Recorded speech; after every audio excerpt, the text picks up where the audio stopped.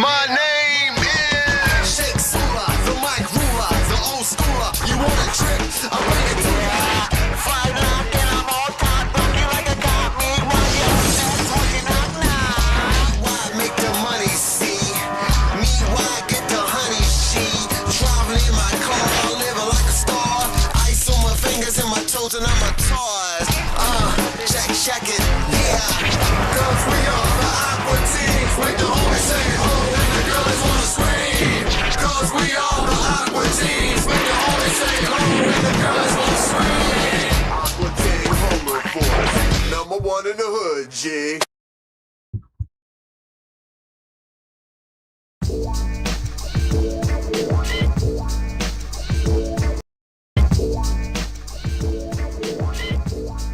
What's good? What's good to all my brothers and sisters?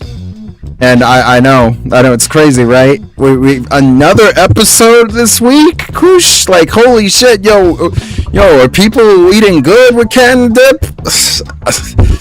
I know it's crazy, right?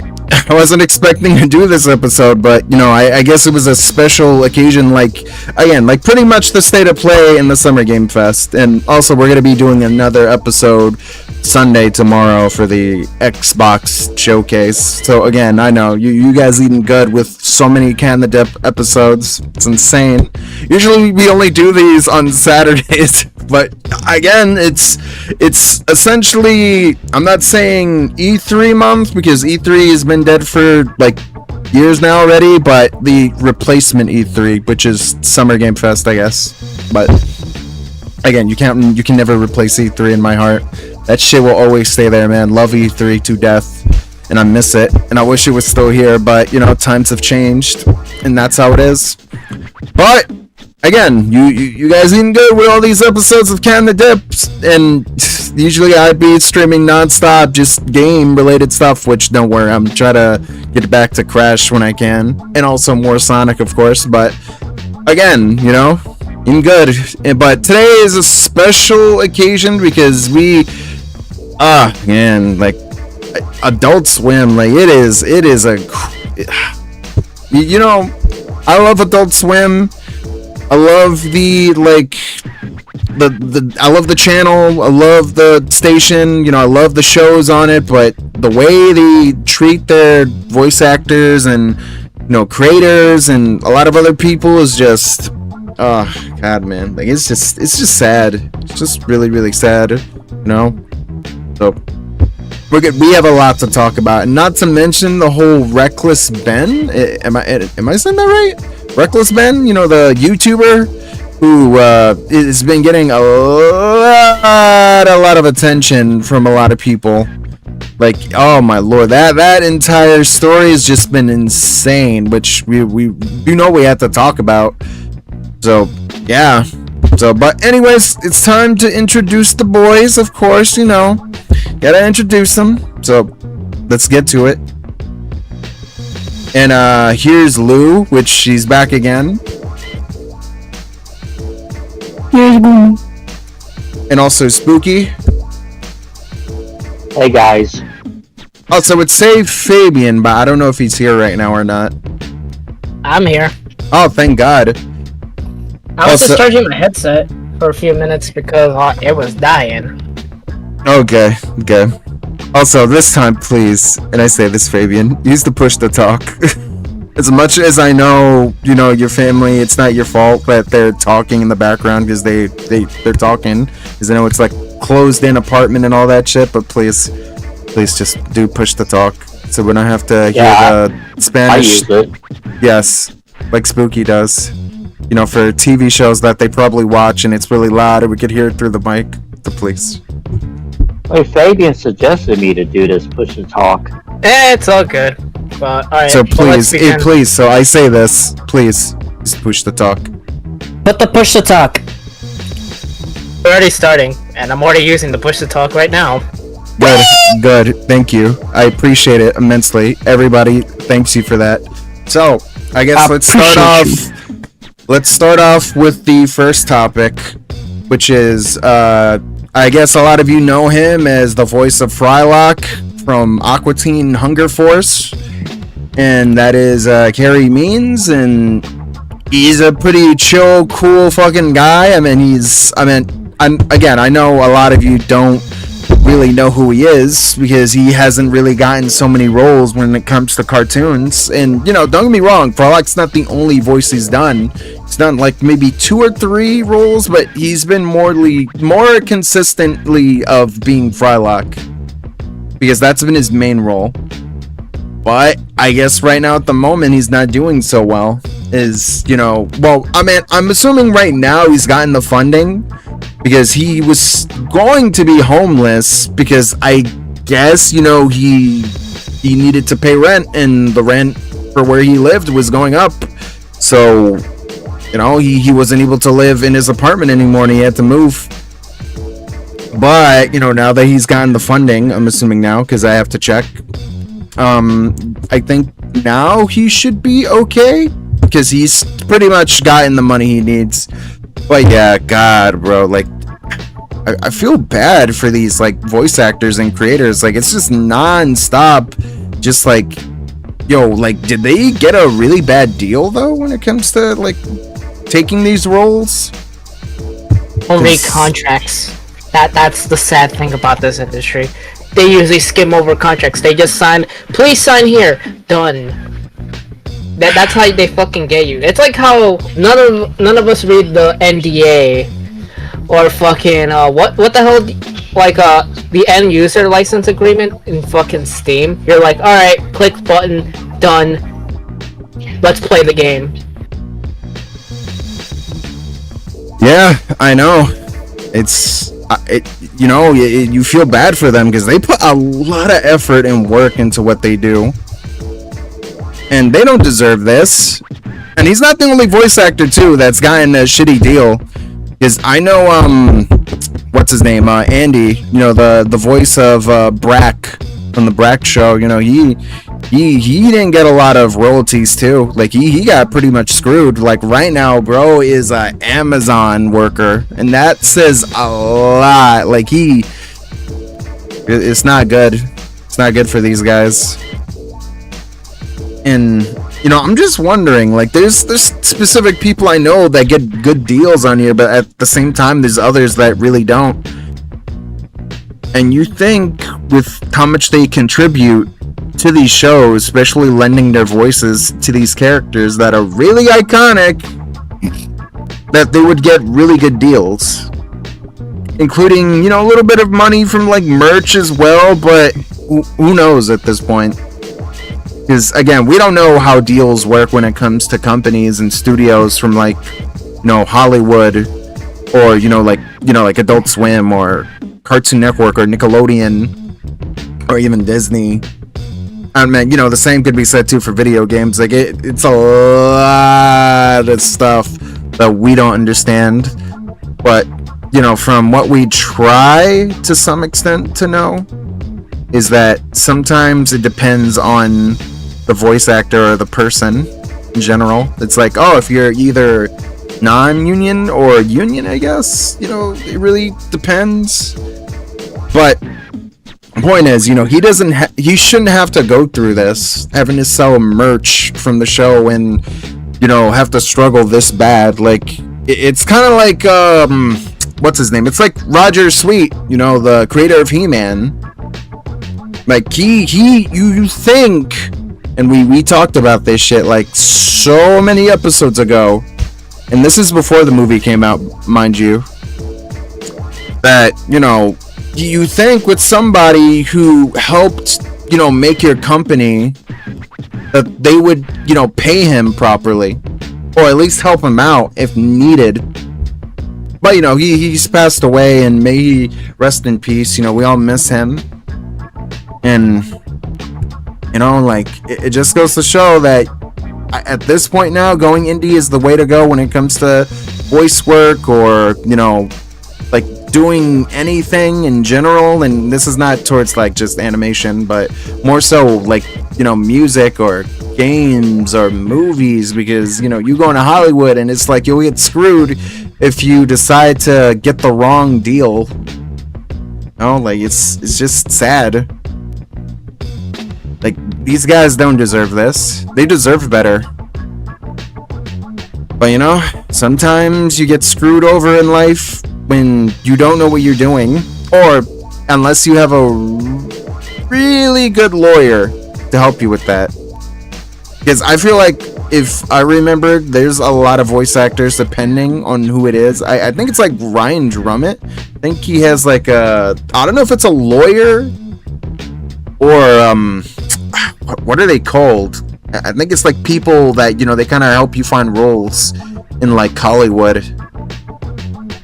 I think it's like a talent agent, but the point is though, is that you have to be really careful in how you do these deals, and you know, depending on the roles you take, because sometimes you don't know what you're getting yourself into, and it's like, yeah, you don't really think about that aspect because of the fact that, you know, you're getting a really iconic role. Like, you know, say for example, oh, you're gonna get the role of like Spider-Man or something, and it's like, oh my god, I get to be Peter Parker, like I get to be the Spider-Man. And then it's like, you don't really think about like, oh wait, if I sign this, you know, I don't know if I'm gonna get royalties for like, you know, merchandise that gets sold, or you know, like, you know, how much like, you know, episodes of this particular like version of Spider-Man the cartoon gets aired on like streaming services, or, well, I mean mostly Disney Plus, but, or on TV, and a lot of things. So it's a lot to take in, I'm gonna say. But again, it's like one of those things you got to be really careful with what you do.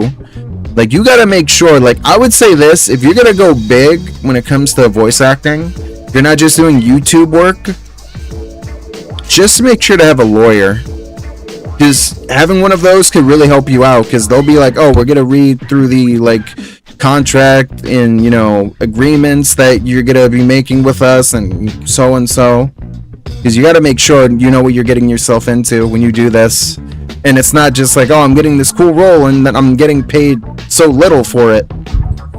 Sometimes companies don't even care. They could be rich as hell. They could be like Disney, and they probably screw you over, not caring if you don't make as much, and it's like, oh, I gotta pay rent, I got like, you know, food to put on the table, and it's like, you guys are paying me like chump change for doing such an iconic character. It's like, come on, you could do better than this.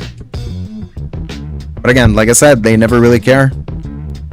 They just want to save a few bucks, and even if that means they have to screw over their workers, from like animators, mind you, and voice actors, and a lot of other people that put so much work into making these cartoons and shows, and again, games and movies that we all love, and they have to rely on merchandise to fund it, which, you know, that I can understand, but at least, you know, give some of that to the people that make your show what it is.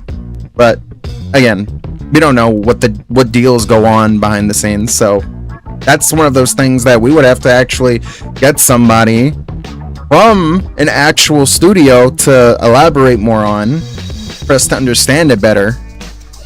But you know, this moment we're just trying to guess like what might be if we don't, and even if we try to. But yeah, so Fabian, what are your thoughts on this for Carey Means? Incredibly sad, but it's something that it's like, unfortunately, there's a reason why a lot of you, when you go to conventions, they charge for that shit, because it's like the fact that, you know, everyone is so underpaid, they have to push that kind of shit. It's like, that's something you can't get mad at them for. It's like, it's either this or you don't eat. That's just the reality. Like, all of us can bitch him on, man, why is it $65 for an autograph? Well, you gotta take into consideration the industry does not pay them that well. It's like, yeah, it's true. You may not like it, but it's like, but when you actually listen to the problem, you're more like, you really can't get mad at them. Yeah, it's true. Like, some of these autographs could be really expensive, even if they sell merch. But I think, you know, knowing what they've done how much they've given to us as a whole, you know, for our childhoods, for depending on who it is, I think it's worth it. Because again, you know, you have like voice actors like you know, like David Hayner, which, you know, he's like the voice of Snake and like, you know, Big Boss and so many other characters. And it's like, yo, if I were given the chance to get an autograph from him, I definitely would. I would even get a picture with him too, because that's another thing. I definitely know they charge just as much or even more so for pictures, and I'd say both are worth it, because again, these people put their heart and soul into what they do, and you know, a little compensation isn't a bad thing to help them out, because we all need to eat. You know what I mean? Like we all need to survive, and yeah, companies could be really, really, really stingy when it comes to paying out like what they're supposed to. I mean, I still remember that one story from way back from like the voice actor of Nico Bellic, like that guy from like Grand Theft Auto 4. Like, I know that he got screwed over his deal from Rockstar when, you know, Grand Theft Auto 4 was doing so well at the time, selling so many copies on like PS3, like 360, PC, then all the remasters too. Like, again, it was a lot. And again, it's like one of those things that you just feel bad for them. It's like, oh, but it's cool, I get to voice this iconic character, but it's like, why am I getting paid so less? I mean, it's been like one of those things we want to talk about for a future episode that we really need to do. Let's talk about just the industry as a whole. You know, when it comes to like, you know, either comic book companies or manga companies, anime/cartoon companies, or video game companies, just any type of company as a whole, when it comes to how they mistreat and mishandle their employees. And not to mention too the crunch times that happen a lot with these guys, that causes a lot of stress when they want to make good content for us. And again, like I said, not just video games alone, just like comic books and like manga and cartoons, anime, a lot of stuff, and movies. So again, we definitely will in the near future. But again, getting back to like Carey Means, yeah, he doesn't deserve this. A lot of the voice actors who contributed to a lot of these cartoons don't deserve this. But, no, I guess, like I said, there's a lot of deals we don't know, and one day we'll find out how it works. But for now, it's just like one of those we're just trying to guess. But, what about you, Lou? Your thoughts? Yeah, it just sucks that this is happening to him. And most of these voice actors that are just getting the shit into the stick, just and animators and a lot of people and creators too. Yeah, it's all as a whole. The industry is in the shit. I know most people don't want to admit it, but it is definitely in the shit. I'm not saying that indie developers also aren't struggling as well. They're very independent when they have to do their stuff. They're not getting government funding or any funding, like, you know, like a big corporation or anything. No, it's just the fans funding the damn thing. You know, and it shouldn't have to be that. It shouldn't have to be that way, but there's something magical about the motivation that happens when the struggles do come to fruition. Yep. For yourself. Like, there's something magical about that. But even then, they really don't deserve to do any of this. It's just fucked up. For him, it sucks. Like you said, he's already doing well. But it just sucks that he shouldn't have not been going through that at all.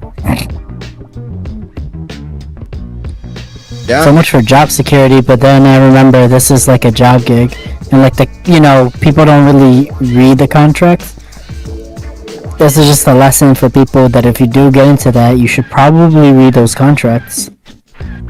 And fuck it, get a lawyer as well. To make sure that you are in the know what the hell you are signing. Yep. That's what I mean.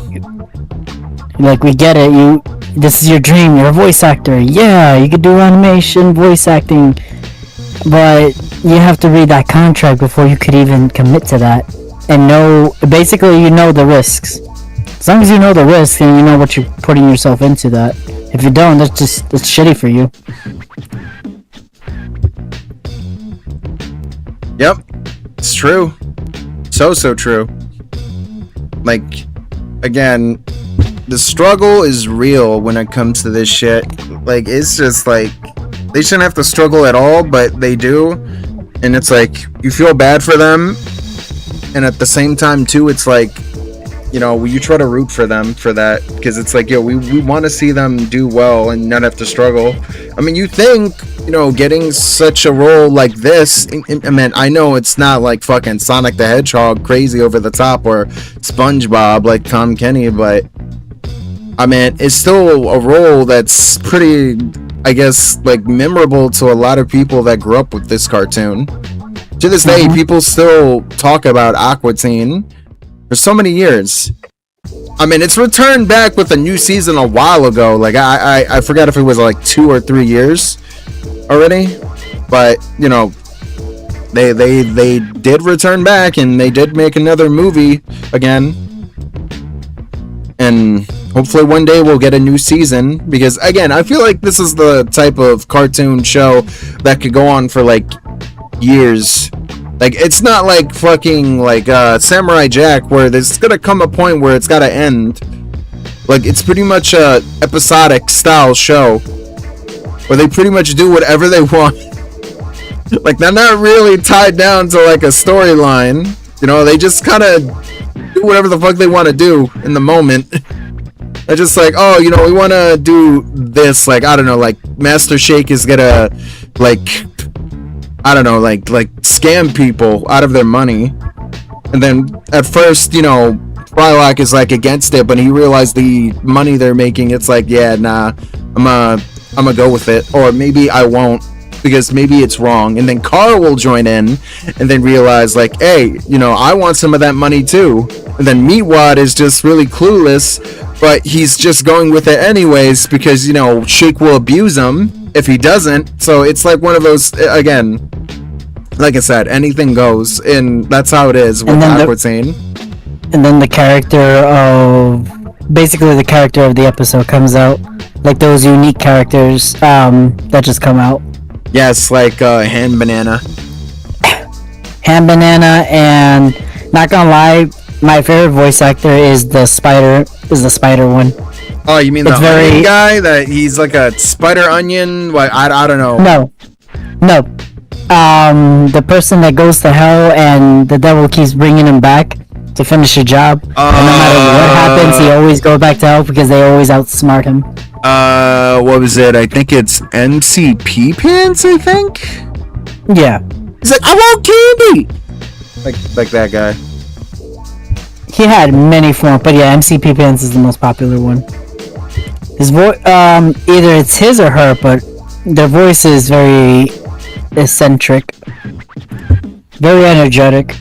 I know, it's such a good cartoon, and it's like, I mean, look, I get it, you know, the animation is cheaply made, but then you think, okay, well, if that shit is cheap to make, then why not compensate your voice actors more? Like, it shouldn't be that hard, right?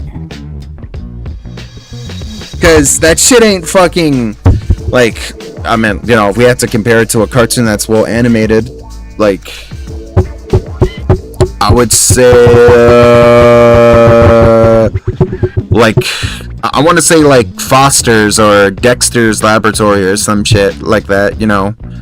Like, you see how well animated those fucking cartoons are, and it's like, okay, I get it why that shit cost a lot of money, but with Aqua Teen, it's like, they kind of like to reuse a lot of the same, like, animations. I mean, later on, they kind of upgraded a tad bit, but still, still feels like they're using the same models, just updated slightly, just slightly. Yeah. So it shouldn't cost a lot to pay them. Like, you should compensate them properly. Like, it's not an issue. Like, I don't understand that.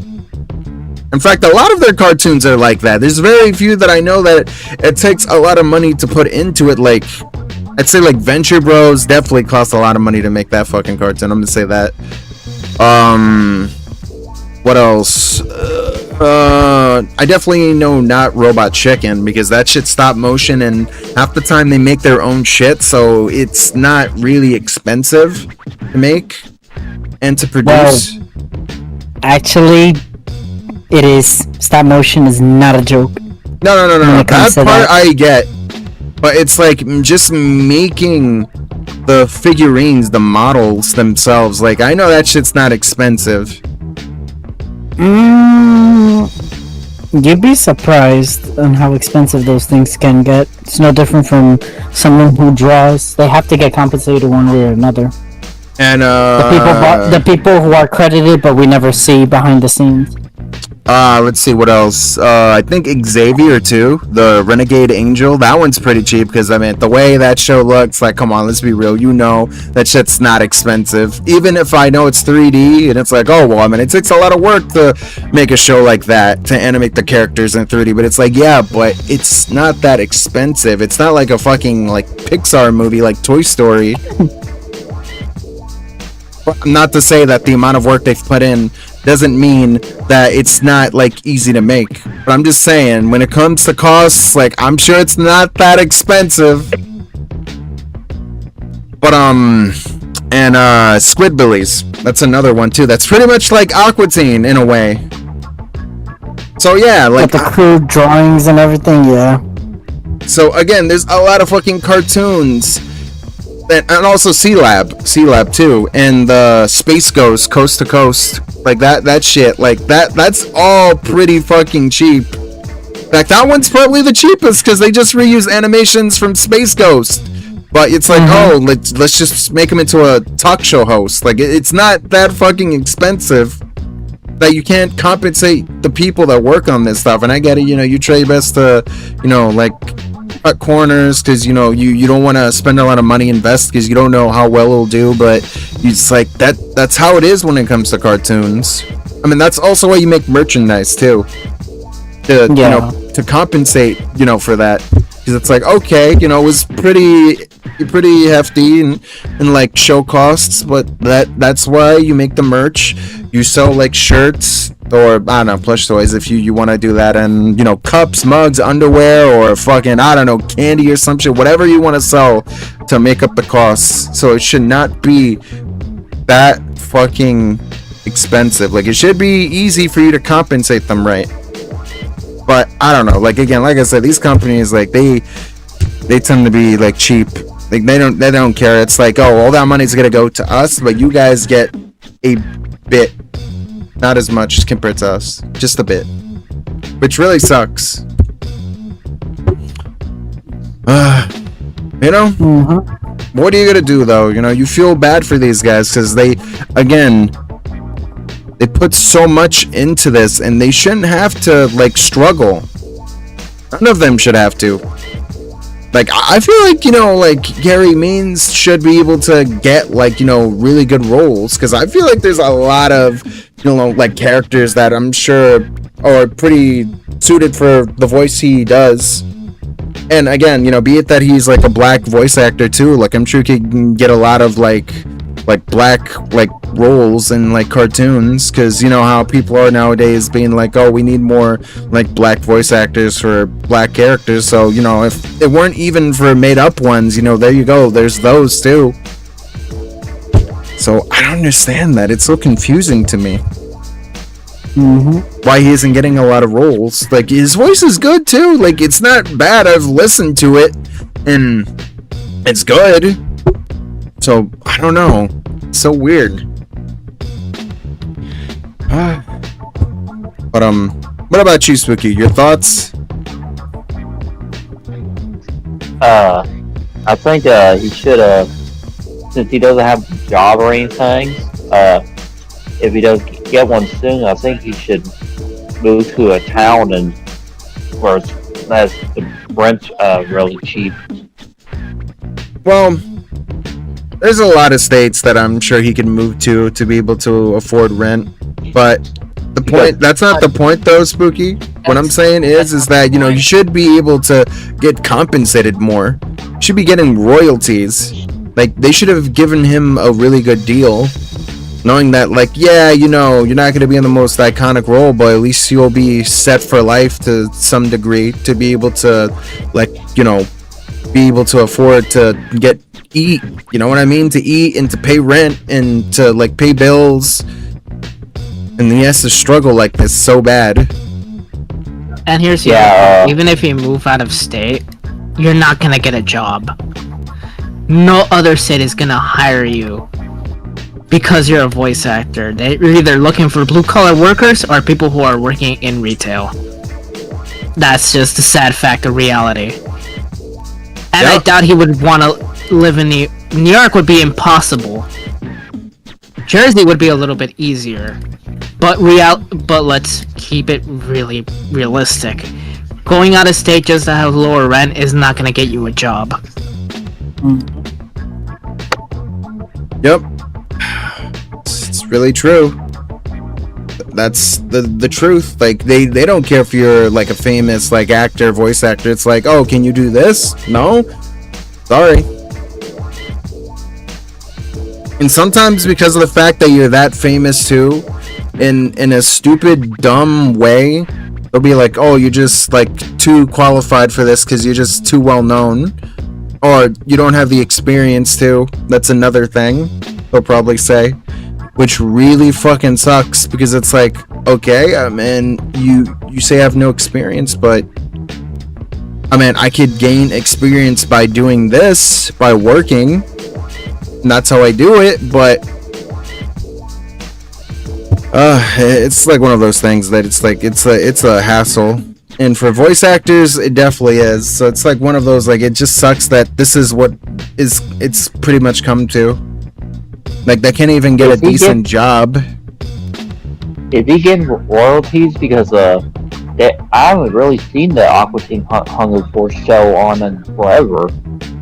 That's the thing too. Like, some of these older cartoons really get shown anymore. Like, they have like particular years to the point that they get taken off air, which it's like, I mean, Adult Swim. I mean, it's not like you have a lot of fucking cartoons that you're gonna air that are new. Like, you could air the old stuff, because I know half the time the shit they like to show is like Family Guy or King of the Hill. But it's like, yo, do we really need these two cartoons on there when they should be on Fox instead? Like, just air like Aqua Teen and like C-Lab and Venture Bros, all the original like IPs from Adult Swim, or, you know, my personal favorite, you know, like that. So yeah, the thing is, Fox is owned by Disney now. I know, but I don't think they're owned by Adult Swim. So it's like, we don't really need King of Hill. You know, the King of the Hill doesn't need to be on Adult Swim anymore, let alone Family Guy.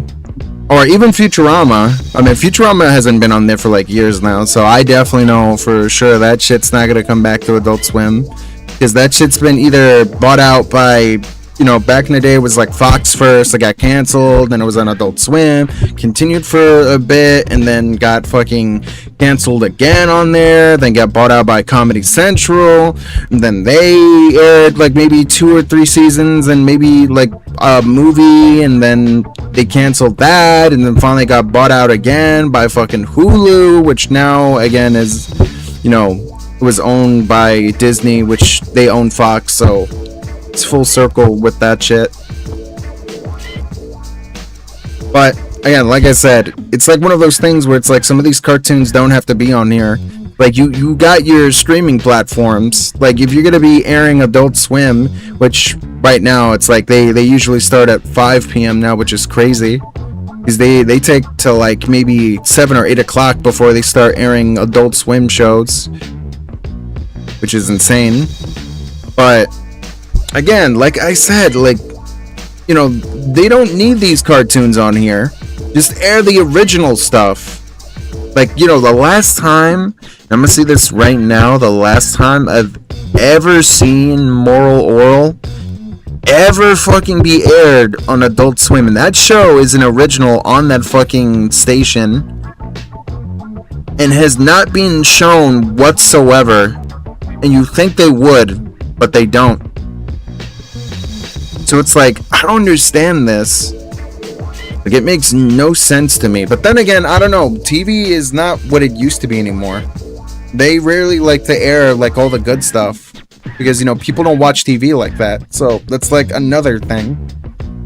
Which also, by the way, you know, we will probably link, you know, his GoFundMe, by the way, to, you know, Carey Means. So if you guys are interested in still funding, I mean, again, he's managed to get the money he needs to pay rent, so he should be good now. But just in case, for some of you who want to, we'll leave a link so you'll be able to support him. And also, yes, by the way, Jalen, like 3 fucking episodes in a week. I know, it's insane, right? You guys are eating good. You're eating good. I'm gonna say that right now. You're lucky. Also, wait, can we link this in here? Or I don't think we can because of how lengthy the link is.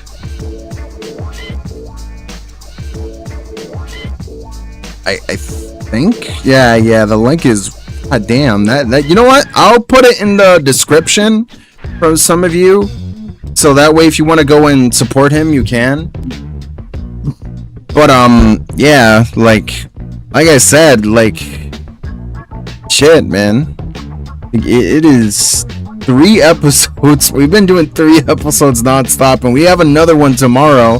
But again, like I said, we're only doing so many episodes because it's a special occasion for a lot of you, because it's essentially the equivalent of E3 month, but even though E3's been dead for like years now, but I'm in, you know, like, I guess Summer Game Fest is here to replace it. I mean, again, it's no E3, but I guess, you know, they're trying. But again, that's the reason why we've been doing a lot of episodes so much, is because of that. But, you know, usually we don't do this unless it's for a special occasion like that. But we usually go back to our, like, you know, usual like schedule of just like uploading every Saturday, doing these streams, you know, the podcast like every Saturday, and not just doing it on like, oh, we're doing it on a Monday, oh, we're doing it on like a Friday, or we're doing it on like a Wednesday. And no, it's just for only this week, and we're gonna just go back to how we usually do it. So don't worry, so a lot of you, this is not like we're doing it like every day sort of thing, because that would be a lot of work. But again, getting back to the whole I know, right? I know. Again, let's get back to talking about this before we move on to the next topic. But yes, like, again, it sucks that, you know, like Carey Means, you know, a lot of these voice actors suffer from having to struggle to make ends meet when it comes to paying bills, or having to, you know, survive and, like, you know, be able to have money to eat, because it's not easy being a voice actor. Like, sometimes you'll get a good deal, like, say for example, like the voice actors for the Simpsons, like those guys, they get paid a lot per fucking like episode with each season. Like back in the day, they used to get paid like chump change. Like you would have like what's his name, like I think it's Dan, the voice actor of Homer. Like he's done a lot of roles for so many characters, and I mean a lot of roles, a lot. Like from not just being Homer, but from like being like Genie from Aladdin, and let's see, I think he was also the Robot Devil too in Futurama. Like again, he's done a lot. Oh yeah, he was also what was it, Grandpa Phil, I think, or no, it wasn't Uncle. It was the Grandpa from Hey Arnold. Like again, he's voiced a lot. And it's until later on when the Simpsons got really popular that he started getting paid more, and they realized, yeah, this is pretty much the cartoon that's gonna be airing for like fucking years, and it's still going. And the more seasons they got, the more money they got. I'm gonna say that right now. Like these guys get paid $100,000 to almost $200,000 per episode in a season. So imagine that. They're getting paid like pretty much close to like, depending if it's like 10 episodes in a season for The Simpsons, then it's like probably over $1 million. So, yeah, my point is that they're getting paid real fucking good. And that's the shit that fucking Carey Means should be going through, man. Like, he should be able to get paid like that. But again, it depends on the role, the voice, you know, like what character you're gonna be voicing in a show. That determines on like how much money you get paid. Like it's just how it is. It just sucks, you know? Makes you feel bad, but you know, it's one of those things that eventually there's gonna come a point where all voice actors are just not gonna bother with like doing cartoon roles anymore, or they're gonna have to like get actual jobs, which they shouldn't have to, because it's like, you know, you need voice actors for cartoons. It's cool to see animations, because, you know, there's some cartoons that could survive on not having voice actors. I mean, you know, even the ones like, say for example, like Primal, you know, that cartoon. Yeah, they do have voice actors and they do voice some of the characters on there, but half the time they don't rely on like, you know, like full like sentences of like speaking a line. Like they just like speak in grunts and, you know, it's fine. But there's some cartoons, some games, some movies that they just require voices for the characters. You know what I mean? Like it shouldn't have to be where, you know, they're like, we could go like silent, we could make it to a cartoon that's like this. Like, nah, like, you know, you need a voice for those characters. That's what makes it so good, and it just comes to life when you're able to actually hear the voice of said character. But no, sometimes they don't see it like that when it comes to companies. It's like, it's just a rule, so we don't care.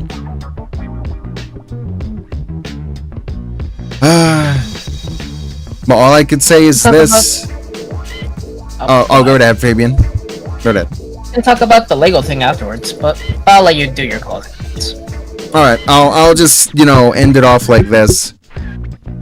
Every voice actor, animator, and composer, script writer, like pretty much everybody that works on these shows, or even, again, like I said, comic books, anime, manga, like video games, deserve to be properly compensated for their hard work. Because they don't come every day to bust their ass to work on something, not to be able to not pay the bills. No, they're not doing this shit for free out of the kindness of their heart, as much as they enjoy this, because this is pretty much what they wanted to do with their life. Is, you know, either voice a character, animate one, or make the music for said like cartoon, so people could like hear how good the music is for the show, or even having a story that might be engaging, that you might be interested in. People love this shit, they get into it, and sometimes, you know, even when they get paid less, it's like one of those things where it's like, I'm in a show and I get the chance to actually do this, so I'm pretty happy about that. So I actually wanna, you know, do it despite the, like, you know, low pay. And, you know, in some ways it's commendable, because you see that they truly care for their, like, work like that, like for the art and craft that goes into this, and they're willing to, like, not get paid what they're supposed to because they get the chance to do the thing they love. You know, it's fine for some people, but I feel like even then with something like that, you should be paid right, because you bust your ass so much. And, you know, again, these, I guess, like, the moral of this whole story is that you should pay the people that fucking bust their ass for your company, because they're the ones doing the hard work, not the fucking, like, you know, fucking people at the top, like the CEO, executives. You know, they fucking just, you know, manage the entire company, and that's cool and that's great, but y'all don't do the actual hard work of what really goes into making these things. You just get the money for running it, and that's it. Like, yo, give it to the fucking people that deserve it more. like the voice actors for bringing such characters to life with their voice, the animators that have to, like, you know, draw every single character, background, and then even the in-between fucking, like, animators too, that have to do the in-betweens of having characters move from one spot to another, because that shit's pretty hard. You have no idea how many frames it takes to make that shit go. It is a difficult process, and if they're gonna go through all of this, at least pay them right. Because it's like, at this point, it's like, they're not gonna fucking do this shit for nothing. And again, like I said, some people do it for the love of the game, because they just love it. They love animating, they love voicing characters, they love making music, because, you know, it's what they're passionate about. It's the whole reason why they got into this whole thing in the first place.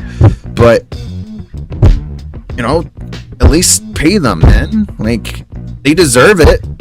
Like, what, you think them, especially for shows that, you know, if it does really fucking well, yo, you better pay them right, because, you know, people will definitely give you a lot of backlash for that. So I say this for a lot of future voice actors, animators, or composers of music, writers, like, yo, go indie. Just go indie at this point now. Because these companies will fucking screw you so fucking much out of a really shitty deal. Because, again, there's been a lot of creators of a lot of cartoons that they should have gotten more seasons but never did, because companies were like, oh, well, it didn't get the ratings like, you know, this cartoon, like SpongeBob or Teen Titans Go, so, or The Simpsons. So I say, just go indie. Because at least, you know, if you make an indie cartoon, you have a better chance of being able to, you know, own your IP and be able to actually get compensated better. Like, it's a lot of things that I would say that would be a lot better than, yeah, you know, it'd still be a struggle that, you know, you won't be backed by a big, you know, corporation, you know, company, but at least, you know, you'll be able to own the thing you do, and I'm sure any indie creator will be able to give you good royalties, a good deal that most companies wouldn't. So yeah. But, you know, with that said, you know, I'm happy at least, you know, Carey Means is able to actually, like, get the funding that he needed to pay his rent, so he won't have to be homeless out in the streets, because he doesn't deserve that. None of these guys do. Because, I mean, I'm wondering how Dave, like, Willis is doing too. I wonder if he's struggling just like him. I mean, I'm hoping he's not, because I don't want to, like, imagine, like, these guys, like, busting their ass for these cartoons. Because, again, it's so weird how Aqua Teen has gotten both 2 movies, so many seasons, and a video game. Okay, I bet you a lot of you didn't know about that it came out way back on, like, PlayStation 2, and so much merchandise that you think they'd be able to actually properly compensate the people that bust their ass for the show, but I guess not. What can you do? But again, so glad there's a lot of kind people out there willing to help these guys out, because they don't deserve what's happening to them. So I'll say, at least that's one thing I'm happy about. Oh, that's it now. Let's move on to the next topic, which this one I know has been talked about for the entire, like, few weeks now, and it's been getting crazier and crazier every time people just talk about it more and more. And that's the whole, you know, Lego situation, which I know for some of you in Canada, if you don't know what I'm talking about, well, let's just say that a particular YouTuber that goes by the name of Reckless Men, who, you know, wanted to, you know, help out his dad, who's in his 80s right now. He's like 83, which, geez, that is old. Who needed the money to, like, fund his, I think it's a surgery that he was going through. And, you know, I guess since he loved collecting Legos, because Legos is a pretty big thing, even to this day, people still collect them, and it still makes money. And he had, like, almost $200,000 worth of Legos for mostly Star Wars, and that shit gets pretty rare and expensive depending on the Lego sets and Legos that you have of them. But again, he's collected a lot over the years. And when like, hey son, go sell these Legos to the local fucking bricks and minifigs, and get the money for it so you could help me with this. Which I know a lot of you are like, okay, well, I'm assuming you didn't get the money, which he didn't, and I'm guessing now he won't be able to fund his surgery or get the money for it, which thankfully he did manage to, I think, make a GoFundMe and a Patreon. Well, no, I think his GoFundMe got taken down, but his Patreon, I think, he managed to make the money back to be able to, like, give his, like, dad, like, the money. But the point is that, these guys ripped him off of his money and taking his Legos, and it gets just crazier with this story, because it's just like, God, man, like, there's one thing I don't understand is, like, why not just give him the money in the first place instead of having to avoid all of this nonsense? Which, again, I know a lot of you are wondering, like, so what did he have to go through to be able to get the money and to get all this? Well, he managed to, like, sell his, like Legos from his dad to be able to, like, get the money. He got ripped off, and he tried suing these guys, especially the person running the place. I think his name is, let me see. I'm looking through, like, this right now. It's Joshua Johnson, or Josh, from, again, Bricks and Minifigs, and it's just, oh my God, man, this guy has done so much to this guy, to the point that he has to now be in Mexico in order to not go to fucking jail, because apparently this man, like, again, it's a long story. I'm gonna say right now, long story to tell you guys that we can make almost 3 episodes worth of fucking Can the Dip episodes because of how fucking long the story is for this.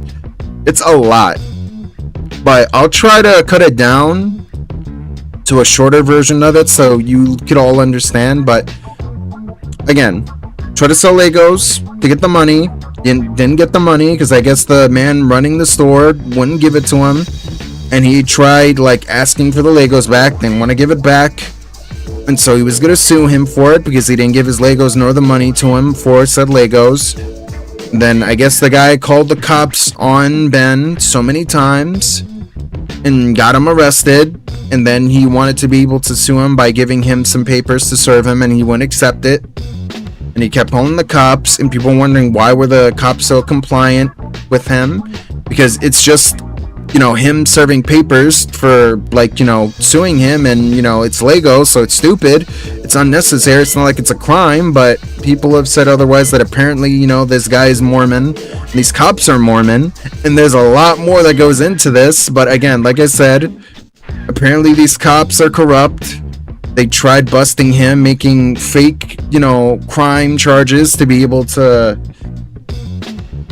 have him be land in prison for it. And again, now he's in Mexico because they have a search warrant for him, which again isn't his fault, mind you. He hasn't done anything wrong at all of, deserving of this. It's just these cops are Mormon, and the guy who runs this establishment is Mormon.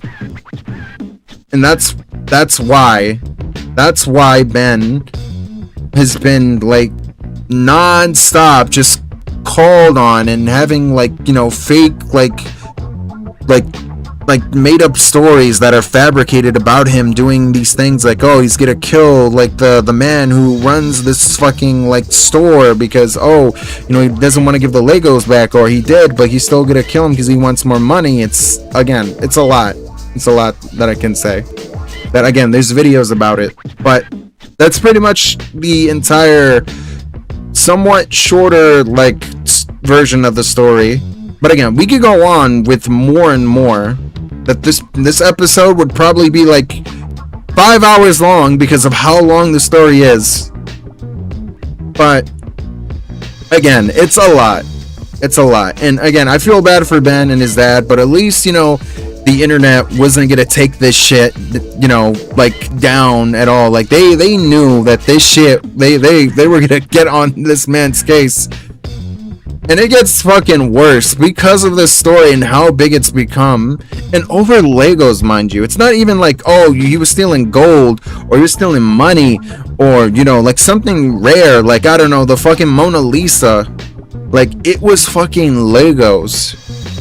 And now there are so many people that are supporting Ben, which is good, because he didn't do anything wrong. He just wanted to sell Legos to help his dad out with the surgery, and he couldn't even do that because the guy running this fucking store was fucking selfish and greedy, and just either wanted to keep the money and the Legos, and realized, nah, you couldn't do both. It's the internet. They will bust you for this shit. They'll know. And now every single fucking bricks and minifigs stores, establishments, pretty much, or just people are now just untrusting of them because of this whole incident. And you can't blame anybody too, because it's like, if this can happen to this one particular store in this one state, imagine in others how it would be. So now it's like everybody isn't trusting them, and because of also the fact that they're just, treating people so disrespectfully and just being so like, oh my god, man, so unruling to them, just not being able to actually compensate and give them money for what they should be getting for something that, again, he sold and should have gotten back. Now people are at an uproar about it and are going to all these stores trying to start fights with, some of the shop owners who own some of these places. And they don't deserve that, because it's just this one particular store that did this. So I don't know why people are doing this. But again, like I said, it's just a lot. It's a massive fucking story. And again, over Legos, man. It's crazy. Like, oh my god. So, yo, Fabian, what are your thoughts? Because it's a big ass fucking story. Big one. It's like, goddamn, everything has changed so much. It's like, first in the beginning it was all sad and shit. It's like, oh man, poor guy. And then it's like a few weeks later, it's like, alright, we're gonna be cool. We got everything working.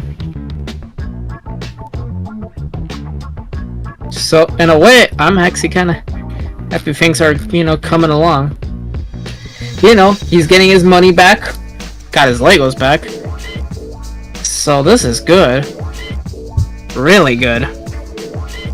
Yeah, because of the backlash, like the people that own the, like, I'm not gonna say the first original, like, fucking bricks and minifigs, but mostly the one that's all the way in Utah.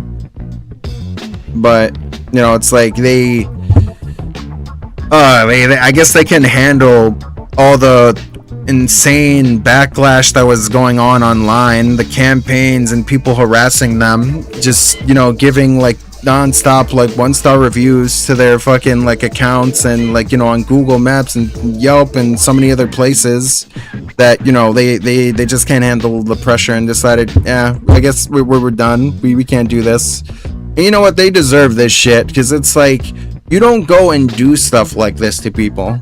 You don't go and try to scam somebody because you wanna keep the fucking dollars that you have, or because, oh, I don't know, maybe he's really into Legos and he wants to like keep them because, I don't know, he's really into that shit. Like, I don't know.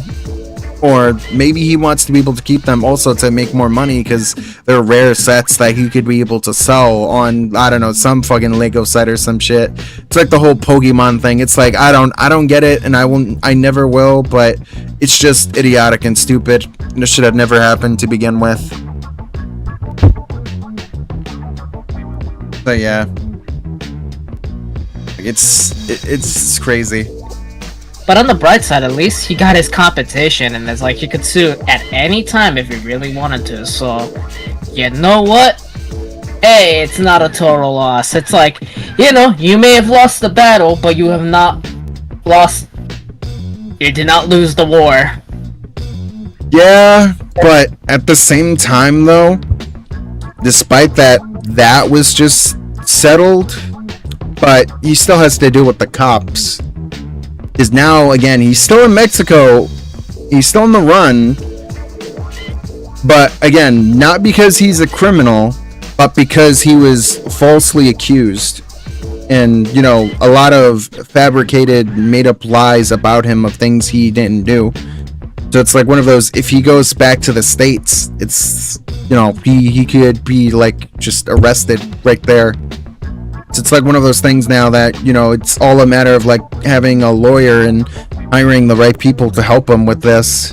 Because like these cops, like they're dirty, they're pretty shady. Like, it's one thing with this guy, but now it's like he has to deal with them. And this is one thing, too, that people were pretty pissed off about. It wasn't just this guy ripping him off and keeping the Legos and the money, but more so the cops just, you know, working with him instead of realizing, yeah, this guy's a fucking idiot. He may be Mormon like us, but, yo, we ain't gonna support this. It's just stupid. So it's one of those now, it's a matter of like people waiting for what's going to happen to the police department over there.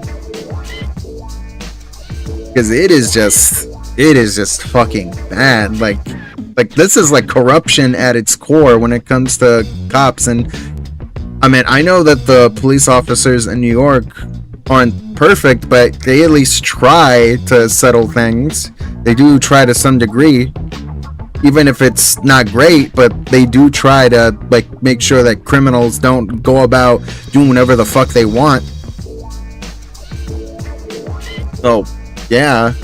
Again, this is one of those things where we're definitely gonna learn more about and see what happens. But what are your thoughts, Spooky? I think the United States government should investigate that police force. You know, honestly, yeah, you're right. They should. Because I feel like at this point, you can't really go to any police department in any county, state, whatever, to actually do this shit right. So I feel like at this point now, they're going to need the government to step in. Yeah, this is about Mormon shit right here. Yeah, and it's like... Their religion's like a fucking cult. Yeah, that's what people have been saying too. That's the crazy thing about that, is that people are saying that these Mormons are just a bunch of cultists now, and it's like, I'm not trying to say they're all the same, because they're not. That's like saying that, oh, because one black man, you know, is a part of a gang, or he's stealing and he's a thief, means that they're all the same. And that's not the case. That's never the case, alright? Just because one guy in a particular race fucks it up for all of us, don't mean we gotta be like him, or we are him. Because that's him. That's his fucking, you know, personality and character that he is trying to ruin for himself to make himself look bad. It ain't us. We are all trying to be better people in our lives. Like, he has nothing to do with us. And the same could be said for Mormons too, because I'm sure there's some nice Mormons out there that are pretty, like, chill, pretty good people. But it's just these guys are just the corrupt ones that are just not good. Not good people at all. Also, what's good, everybody in the chat, by the way? So, yeah, your thoughts, Lou? Because I know you got a lot to say about this. Fuck the system, fuck the Mormons, and fuck everybody in that goddamn police department for being that corrupt just because of your little goddamn cult. It's Over Legos, Lou. Over Legos. It was just a small little thing, and then it grew out a big proportion, and I bet you they're just gonna say, well, he should've just fucking folded and not fight for the Legos. Which, I get that, you know. It's beyond the whole, oh, it's just Lego sets, who gives a shit? No, it's beyond that now. It went from that to just absolute corruption. Yeah, now. And now they basically fucked themselves over because now all eyes are on them. I know. That's fucking insane to even say. Like, how the entire internet and probably the world's gonna see just how bad this shit is, and it's like, who knows what can transpire from it. Fighting all for Legos, by the way. Still gonna mention that because it's like, bro, tooth and nail just for fucking Lego sets. Like, that's pretty fucking bad, man. Like, it's pretty fucking cringy to say Like, it's like, bro, you should have just given him his money. Or if you weren't gonna even give the money because it was too much to, like, give to just, like, properly pay, then at least give back the Legos. Because I'm sure the guy could just sell that shit somewhere online to get the money. But, hey, I mean, at least he's gonna be able to get both. So I'm glad. But it's like, it should have never had to come to this.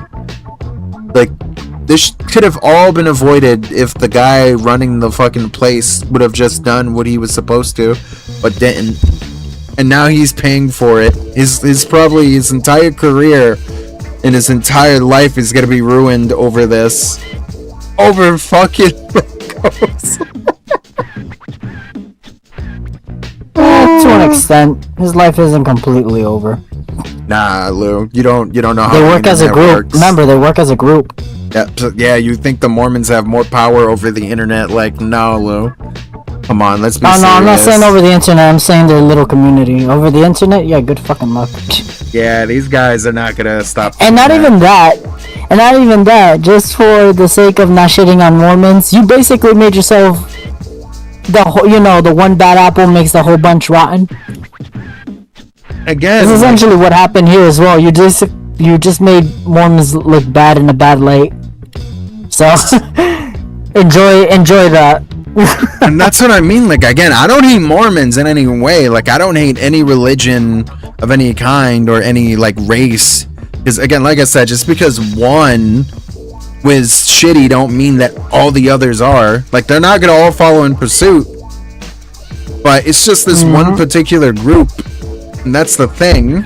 So it's like, now people are just gonna look at Mormons like they're all fucking, like, cultists, like they're all have each other's backs and they're gonna fucking, like, kill you, or be like, oh, if you're not like us, white and pure or whatever, then, you're not a part of our, like, fucking, like, race, whatever it is, or religion. Like, it's crazy. You don't got to blame the person that did it for yourself. It's just insane that happened. It's like, well, I can't feel any sympathy for you because you guys are fighting tooth and nail, but you showed what the Mormon community does, so can't blame anyone else but your own for that.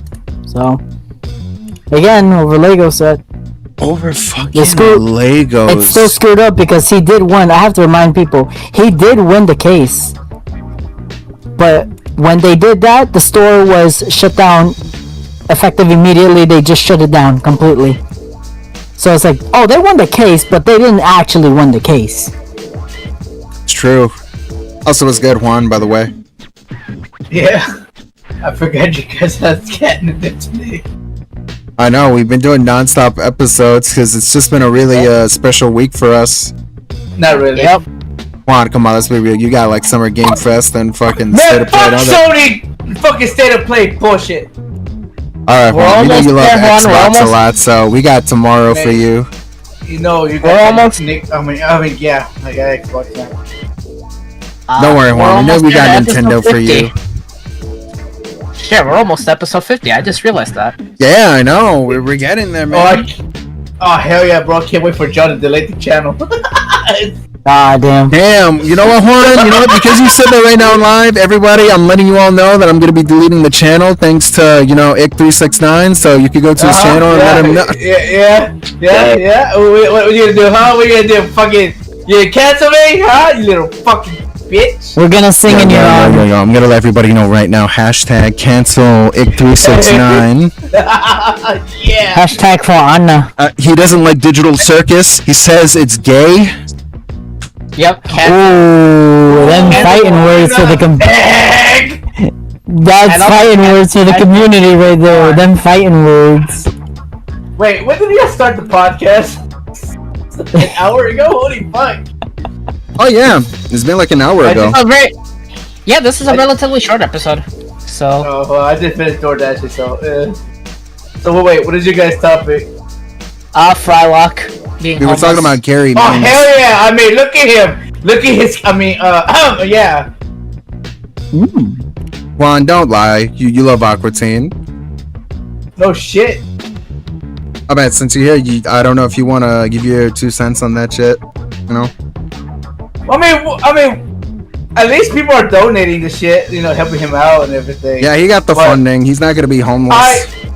I don't know what made him homeless. I mean, I get shit's expensive, but like, where the fuck is he at to make it that expensive? Honestly, I don't know if he's living in like California right now or not, but I know that he's not getting like money like he used to, especially from Adult Swim. He didn't get a good deal, I guess, for his contract, and he wasn't getting royalties for like, you know, episodes airing or, you know, appearing on like YouTube or streaming services, all that shit. So yeah. Well, I mean, I just hope he's okay. I mean, it's already been confirmed he's okay now. This inflation shit, man. I know, man. Like, it's getting pretty expensive. This pointless war we have is making everything expensive. I know. Like, I don't know. I don't know why we're fucking involved with this bullshit. Gas rising up. Food prices going up. Prices to stay at home is going up. Like, nigga, what the fuck, man? Yeah, especially if you don't get a good deal. Like, it's gonna be hard to pay rent and to eat. And for him, it probably is. I mean, now he should be fine. He should be okay for now, until eventually it happens again. Which, you know, that's the thing that worries me a bit, because it's like we don't know what'll happen. Because he has money for the moment, but that shit won't last for a while. That's the truth. So that's the thing I'm kind of afraid of. But again, we talked about that pretty much. Now we're talking about the whole Lego thing with, you know, I don't know if you know about that story with Reckless Ben, the guy who was trying to sell Legos to help his father out, but then get it back. He got ripped off, and then I guess, you know, the cops try to arrest him for trying to, you know, sue the guy that owned the Lego store apparently, and now he's in Mexico because apparently they're giving out a search warrant for him because they want to arrest him to, you know, make him, or at least, you know, everybody believe that he's a criminal and that he did something wrong, that, you know, he was trying to like kill people or some shit, some made up lie bullshit that they were trying to make up out of their ass, but really it wasn't true. I sound like somebody. So now Ben is all the way in Mexico, but he's trying to prove that the fucking police in, I think it's either Utah, Oregon, I think, that they're all corrupt because they're, you know, believing this one guy because, you know, apparently, you know, people found out they're all Mormon. So, yeah, it's a crazy story, Juan. It's a fucking big ass one too, because that's everywhere on YouTube right now. I mean, everywhere. But again, I don't know what are your thoughts on this whole like story? I don't know how I feel about it, to be fair. Again, Juan, mind you too, this guy was just trying to sell his dad's old Legos, like Star Wars Legos or some shit, to, you know, get the money. Yeah. Oh wait, that no. Actually, no. I watched a video about that. Like, what is the company like corrupted shit? They're trying to, like, you know, this one. Yeah, it's I think it's Bricks and Minifigs, the Lego store. Yeah, I used to like them, but after hearing their scummy shit, I was like, yeah, never mind. Yeah, apparently right now they're getting under a lot of fucking like backlash and heat right now because of this shit. Well, good. Minifig lost a customer. A lot of They them. lost a lot of customers. Like a lot. Like, it's not even The funny. consequences of your actions, was it worth it? No, not at all, because that means now that nobody wants to be able to sell their Legos or even buy Legos from these places. So that means they'll lose a lot of fucking money, which means they're gonna have to close some of these places down because of it. It's like, yo, Lego should have just intervened and were like, yeah, this guy has nothing to do with us. We apologize. We'll give the Legos back, which I think they did along with the money because he did get the funding back for that. So it's good. But still, the damage is done. Nobody Oh, will yeah, trust dude, these like, guys now. The deed is done. It's like, look, because someone told me earlier, like how Lego is connected to minifig and the shit, bricks and minifigs. I'm like, no, they're not. They just sell their product. They're not connected to their company. Yeah, Lego still has their stores, their official stores, not this shit. So this has nothing to do with them. But even then, they'll probably want to branch away from this because they realize, yeah, this is bad press for our company. So yeah, we don't want anything to do with that shit.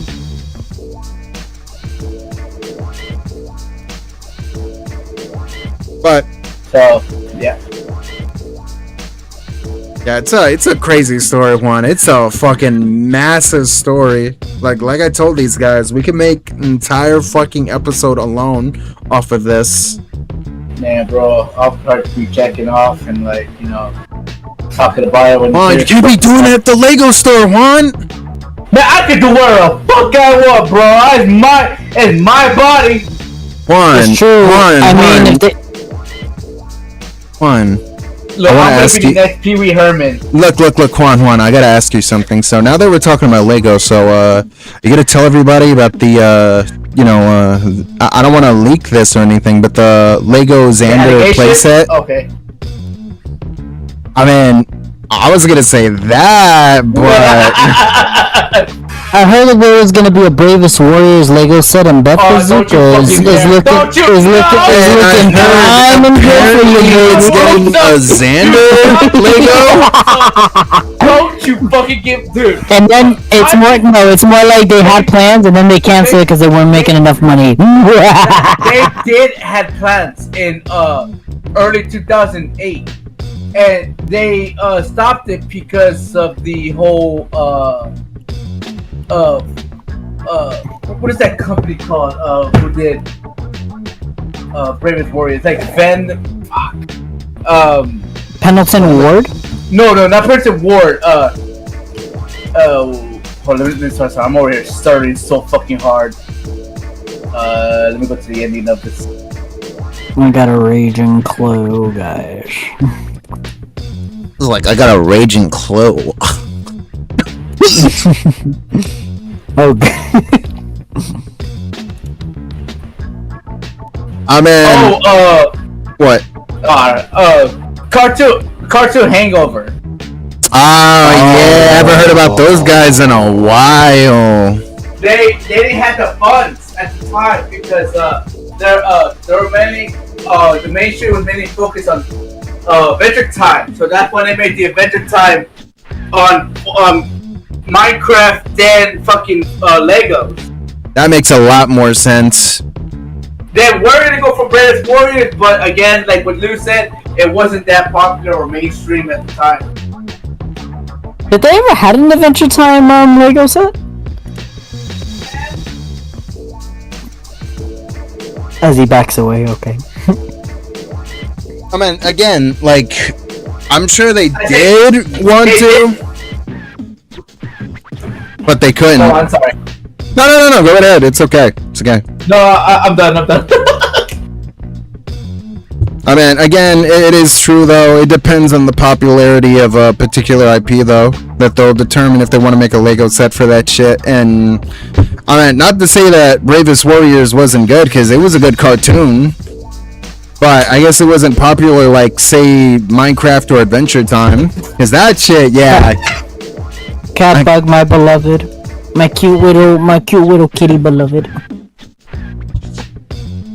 Oh, they also made the summoning that cat girl named Claire.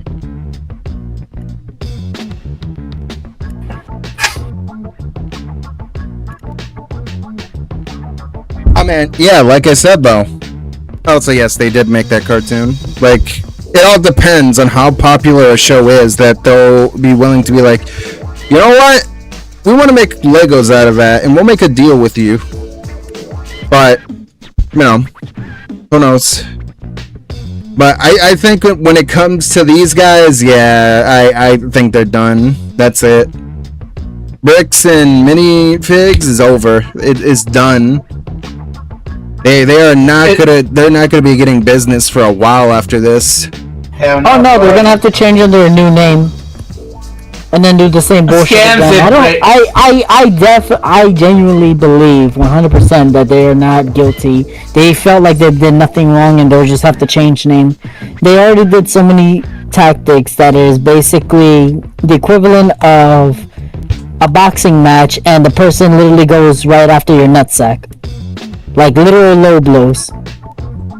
What? I didn't do anything. Just fucking keeps punching. What? Guys, I didn't do shit. What are you talking about? But yeah, no, they fucked up. Yep. There's no recovery for that. Yep. It's true. It's over for them. Like, it really fucking is. I'm extremely happy for Ben, though, that he's getting all the support. As he fucking should. Again, I hope he's able to sue, you know, the police department of, like, again, I don't know if it's Utah, Oregon, but whatever the case It's is. mostly the state at this point because Mormon. Yep. So hopefully he'll manage to win that case too. Not just by fucking bricks, but these guys. Because I know once he gets back to the state, it's not going to be good. Yeah, he can't go back to the state until it's in the clear. Mm-hmm. So we'll definitely update everybody on that story in the future. Because I know it's going to take a while. It's going to be months until something good happens from this. But, you know, again, like I said, at least he did get the money and his Legos back for his dad, so I'm happy about that. Hopefully Ben will be okay, though. He'll manage to get back to America again and not have to worry about these guys. And some of these cops get fucking fired for what they've done, because that's corruption. Well, even then, even if they did get fired, a new one would replace them. That's what I'm worried about. Oh, man. Well, It's always a new case with them. Yep, it's true. Alright. Oh, he'll be alright. He got supporters, so he'll be alright. Anyways. I mean, yeah, he's got a lot of fucking, like, subscribers on his channel. I think he'll be fine. He's got a lot of support. Even the guy on Patreon is on his side saying that, they're not gonna take down his page. Good stuff. Yep. They can't do shit. But, yeah. Alright, Fabian, I guess I'll leave this one to you. Because, again, I don't know who she is, but I'm sure you'll be able to explain it to everybody here, since this is the final topic. Fabian, take us home. To tell about Marjane's story, I had to give y'all a crash course about. Just note that this is gonna be a dark one, but it's an understandable one. So, how many of all of you actually know about Iran? Or the history of Iran? Oh boy. So, during 1979, there was the Iranian Revolution. Before, you know, the revolution happened, every female or normal person can actually, you know, be like a fucking democratic society. After 1979, that, you know, it became the Iran that we know today. You know, the one that we're currently in war with. So, the creator of my favorite novel, Persepolis, unfortunately passed away. She was a survivor of the Iranian Revolution. And is also banned in Iran because, you know, she's a fucking woman.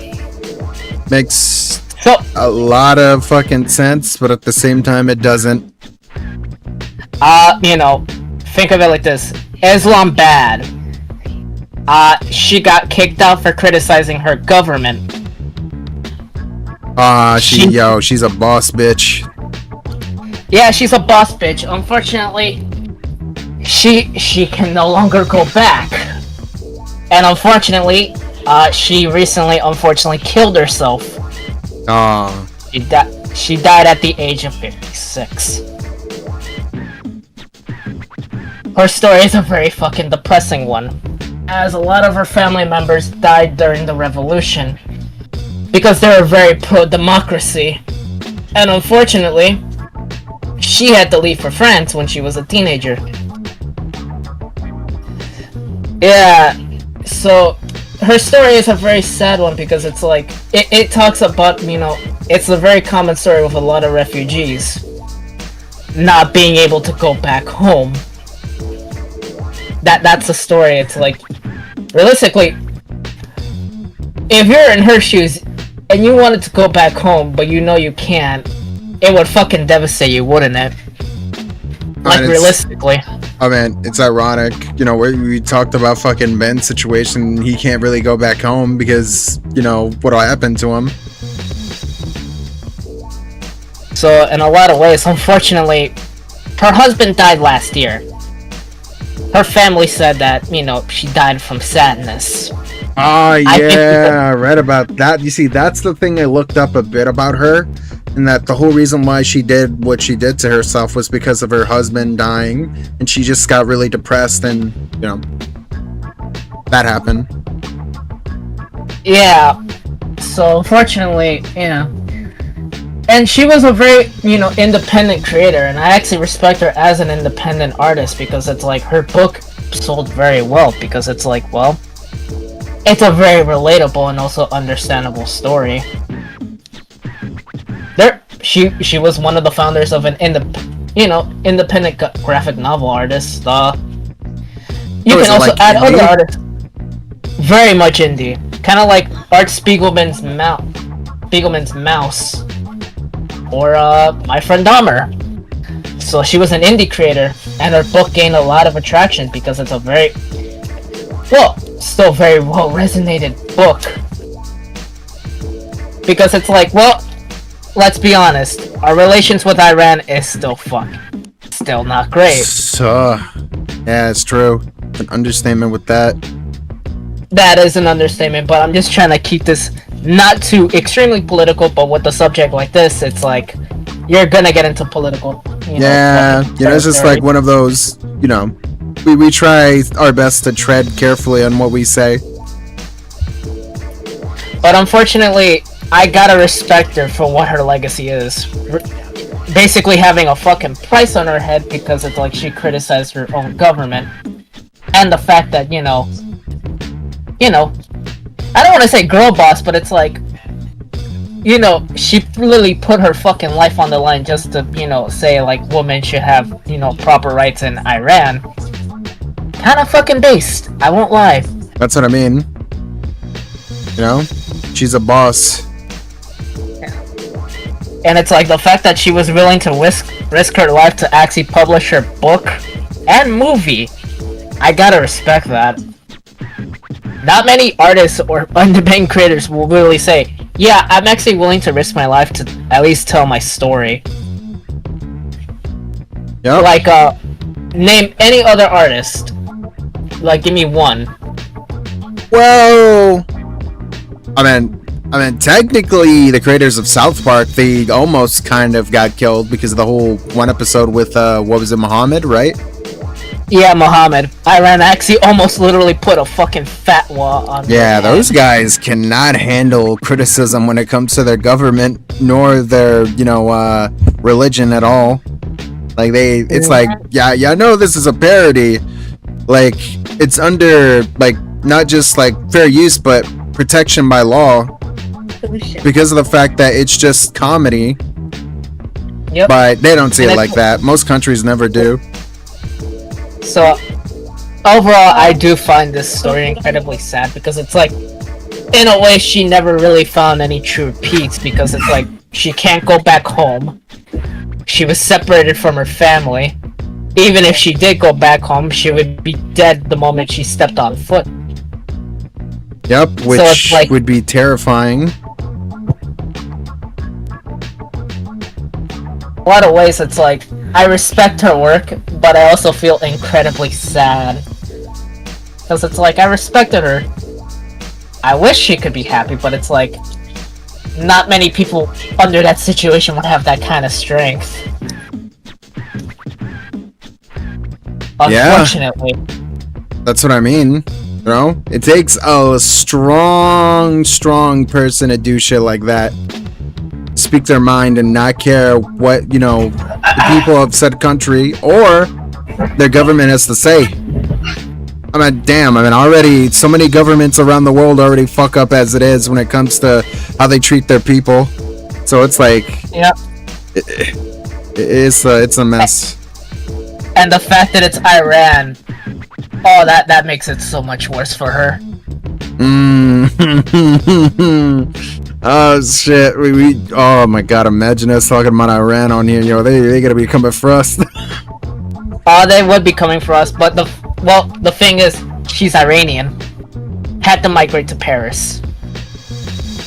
I mean, you know, I think she's better off not being there anyways, because I don't know, their country's like kind of.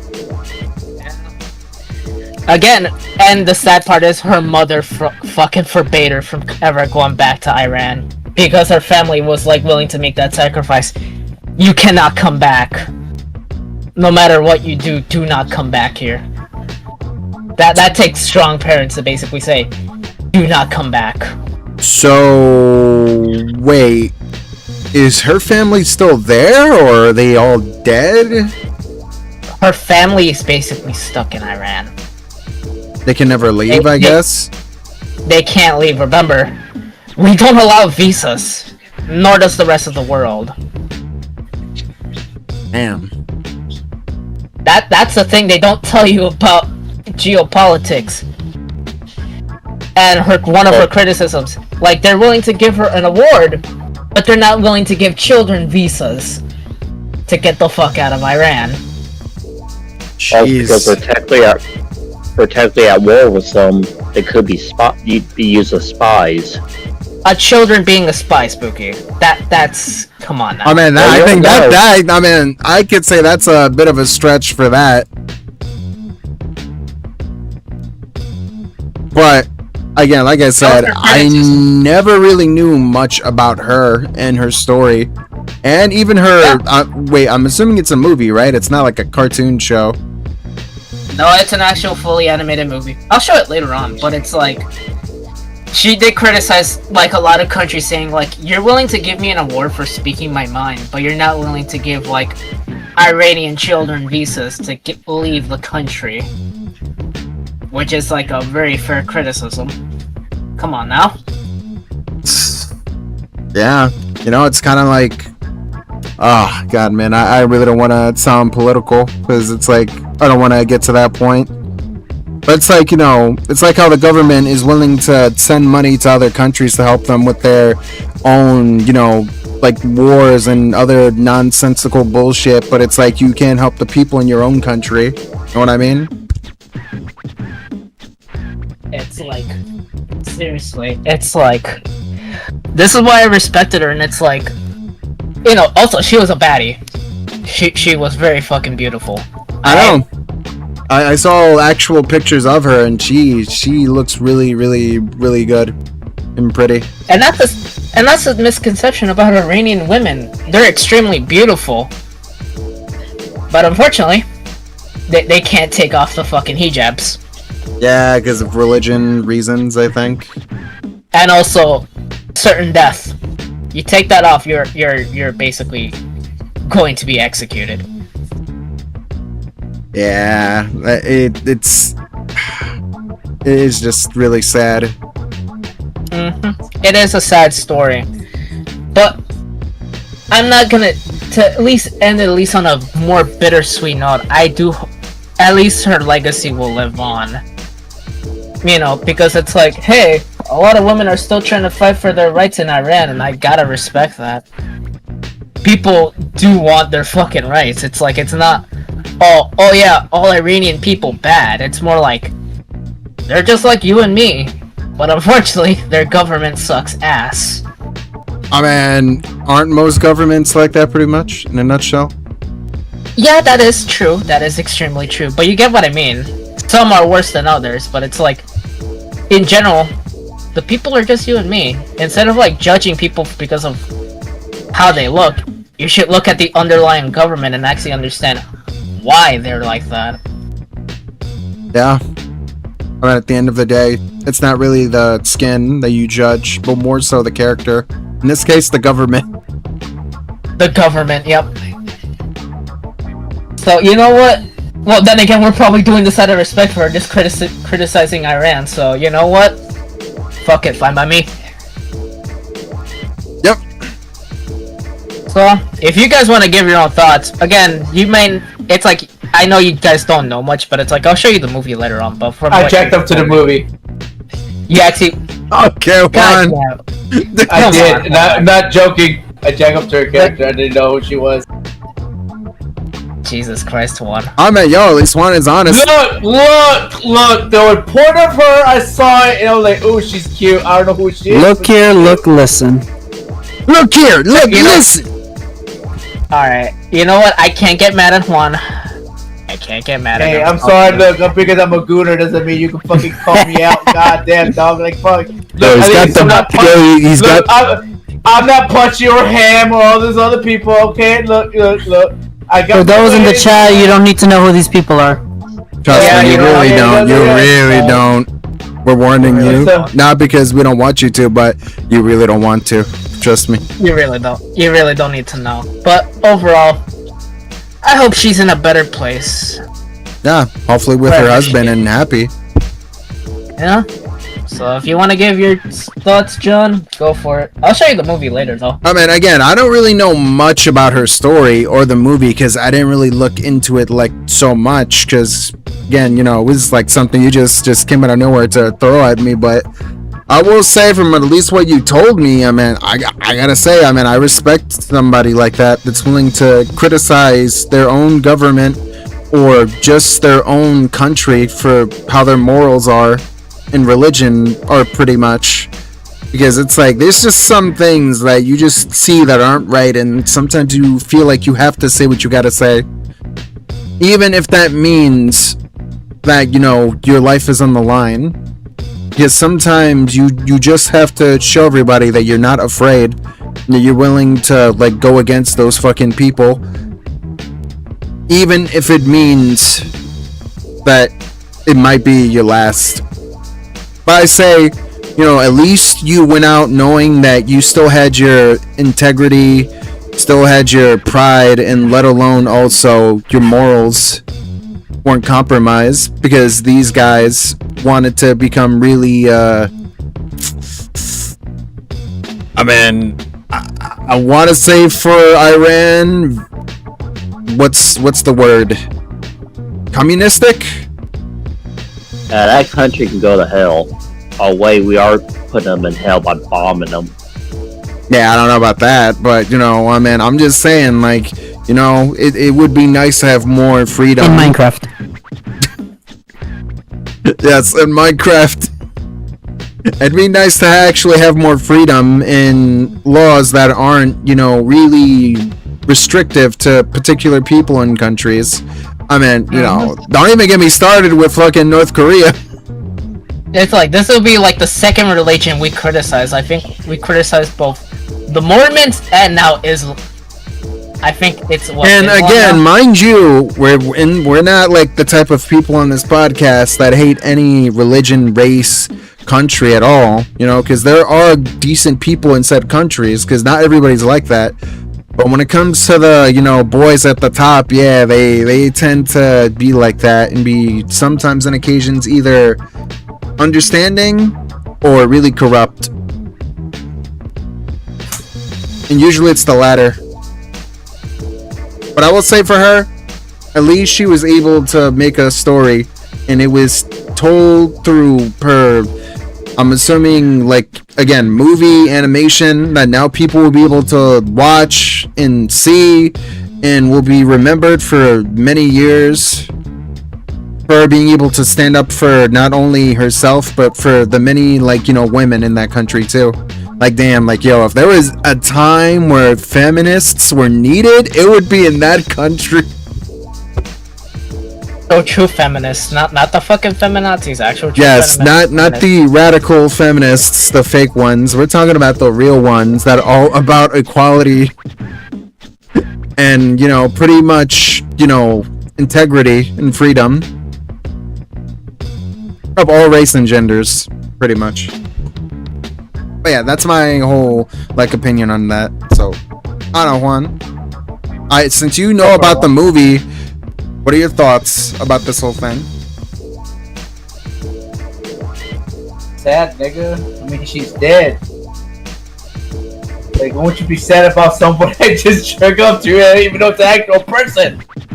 No, wait. So, did you actually watch the whole movie then? Look, I watched part of it, but I didn't get to see like the beginning, like when it was based on a true story and all that shit. I didn't know that, but like I saw part of it. Like I think it was like mid. But like I saw like part of the ending too, but I didn't get to watch much of it because it was kind of what's that word? Out of context. I didn't know what the hell was going on. Okay. But I heard it's good, but I didn't know it was. I didn't know it was literally a self-insert, bro. I mean, yeah, it makes a lot of sense. I mean, especially that I compare like that, like art, the cover art for the movie, to her actual likeness in real life. Like, I could see the similarities when it comes to the cartoon and the actual person. But still, though, it's crazy story that I can't wait to like watch the movie and learn more about it, because again, I did not know about this at all until you brought it up, Fabian. And it's like, well, I wanted to talk about it now because it's like it kind of goes to show like a lot of your favorite creators or fucking artists are really fucking like either extremely depressed or getting old. And yeah, it's like that, man. Sometimes we all go through something in order to make a story that we want to tell. And depression plays a lot into that. Unfortunately, look at fucking poor Kurt. Fucking Miss Nirvana, but it's like all of us know Kurt's not fucking coming back. Pizza? It's like all of us love fucking Kurt Cobain, but it's like, nah, he ain't fucking coming back. Yeah, he made good music, but fuck, man, there could have been other ways to handle that, but not everybody sees like other solutions to their means. It's very much a fucking sickness of the mind, and unfortunately, a lot of people fucking suffer from. Some people are strong, some people unfortunately aren't. Yup. It is, Still makes me sad to this day we lost like Robin Williams too because of that. It's also due to a factor of also his dementia. It's like, fortunately, a lot of people really are not funding for research for dementia either, and that is incredibly fucking sad. And depression. Yeah. Mix that together, that's a horrible mix, and that's a horrible way to die as well. I very much understand why Robin did what he did. Because it's like, once you have dementia, it's practically fucking over. And also, if you want to understand how dementia is that fucking bad, look, I mean, me and Juan can tell you from just listening to this one album, which one, you know what I'm about to say when I say this? Caretaker? Yeah. Wait, what about Caretaker? That if people want to understand how dementia is like, listen to that. Oh yeah, listen to Caretaker, yeah. Like I that's have the whole album. I was so obsessed with this fucking thing, I bought the whole album. Wait, really? Yes, I have the whole album. I bought it in the Bandcamp. I bought it from him. Exactly. I had to support the guy. Of course. Again, always support like people that make music and other indie related shit. Just anything that you really like, pretty much. It's crazy that I like him because it's trippy. Oh man, yeah, that shit really fucking hit deep. It's like the end. If you guys don't know what Caretaker is, there's a video from a guy named A Bucket of Jake. He will kind of get you not into it. Explain what's about. It's about 26 minutes long, but he'll explain to you what it's about. But if you want to figure it yourself and like listen to the whole thing, go to the not to the playlist to see like in order, in order. Watch the one. It's in 6 hours, 30 minutes, and 32 seconds, and you cannot stop unless the album is over. Not the album, like per album is over. They are there are 6 stages. The first stage has about I don't remember. It has 12 the first stage has 12 music. Oh fuck, I can't. You know what? I'll just say it. So it had 50 songs. It's just a lot. So you basically, once like the album changed, then you could just relax for like 10 minutes and you have to go back and listen to it. But you have to do it all in one go, because if you don't know the experience, you're gonna be fucked. Literally. Yeah, don't go towards the end so quick, because you're gonna you need to start from beginning before you get to the end. But yeah, besides that, what are your thoughts, Spooky? It's really sad that she killed herself. Damn. Right.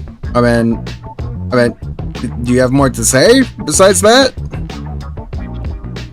Well, to tell you the truth, I really don't know her. That's the thing. I mean, yeah, honestly, I can't blame you. I mean, again, I didn't really know much about her at all, because, again, I didn't know who she was until, again, Fabian said it. So now learning more about her, I'm like, damn, man, I think after this, I should watch the movie, just to see her whole story, and why she made it in the first place, which, again, I mean, we did learn a bit about why she did, but just to have a better understanding. But, yeah, though. What about you, Lou? You got some interesting things to say about this? Nope. I got a gist of it, but it just, in the human nature of it, just really sad that happened to her. Yeah, and I mean, and she did it because of the fact that she lost her husband, and sometimes, I mean, you've been with somebody for so long, you've cared for them all your life, only to just lose them like that. You think like it's something you could just get over, but nah, you can't, especially if it's a partner. I mean, it's the same too with like losing a loved one. It's like the minute you've been with that person for so long, you've been together, and just to lose them like that, like it really fucking hurts. To the point that, depending on the person, sometimes you could be strong and be like, you know what, I'm gonna do it for them, but keep moving forward because that's what they want, and I'm not gonna just end it here and there. But some people are not like that. Now, all of us could be strong, some could be weak and give in to the temptations and just end it there, and it really sucks. It's one of those things I feel like should truly be funded when it comes to depression, because that shit hits us every day. We all go through that every single day. Nobody should have to suffer that. I mean, there's also the reason why we have like suicide hotlines for that reason. Whenever you feel like you're getting to that point and you need to talk with somebody, even if you don't know who that person is, just knowing that you could be able to talk to somebody so they'll at least convince you to not do that. But again, at least she left a legacy behind, that she'll be remembered for. And hopefully that shit will spread now, knowing that her death is, it's happened, and people will know more about her story and the struggles she had to go through. The funny thing is, she was trending on Twitter for a whole 2 days. So yeah, I'd say so. Yeah. But again, I definitely want to watch that movie after this just to see. Yeah, I'll stream it afterwards, but still, here's to you, Marjane. Yep. I mean, hopefully now you're resting in peace with your husband and you're both happy finally being back together. At least, knowing there's some, I guess you could say the one good thing that comes out of this, despite how really fucking dark and depressing it is. But the one good thing that we could have. from this whole ordeal is that she's with the person she cares for the most. Of course. But to at least go off on a lighter note, try to start your guys' Q&As, but try to be civil, respectful, and and also, ask like very smart questions. I mean, honestly, as long as it's not like something weird, then we good. So if you guys want to answer right ahead, again, to Fabian, Spooky, to, Juan, to Lou, if you got any questions, go right ahead. I'm fucking listening to the caretaker right now. Oh my god, Juan, you crazy for wanting to listen to Juan, that we shit don't need you to again. forget every 5 minutes. Please come back. Bro, I like this song, bro. Well, my favorite one so far is called An Empty Abyss Beyond This World. Damn, Juan. Oh, Trying to give Juan, yourself speaking amnesia? of which, Dementia? speaking of the caretaker, I watched Backrooms today. Oh, you saw it? Mm-hmm. What's your thoughts? It's a goddamn trip. It's a goddamn trip is what it is. Like, goddamn. Really? What, dude? It was a trip. And then I started putting the pieces together. I'm not gonna discuss it here out of respect. All I gotta say is, if you like... Oh, sorry, go. No, go ahead, get your thoughts out. You know they're making a second one already, right? Oh yeah, they just I announced did it. not know that. They're making a second one? Yeah, they're working on it. Okay, so is it a continuation or is it separate? It's separate. It's a continuation because I'm not gonna give out too much context for people who want to watch it up, but for me, Lou, he probably will recognize. So at the ending, you know that last scene where they were showing? Well, hold up. No spoilers. That's it. That's a continuation. But Juan, that doesn't make any sense. It doesn't, but what happened But they're actually continuing from that scene? I'll explain it after the podcast. Like I said, I'm keeping it vague as possible, but you and I both know they're actually continuing from that scene? I would say yes, but we're gonna again, I'm not gonna say it out loud. No, you and I both know what scene we're talking about. Yes, I know. Yeah, that. So there is hope. So no, but there is hope. I thought that was the end, but it's like okay, so there is hope for them. So if you notice, remember how Clark did say, "Oh, it remembers," right? Like it try to remembers everything what's outside of inside the back rooms.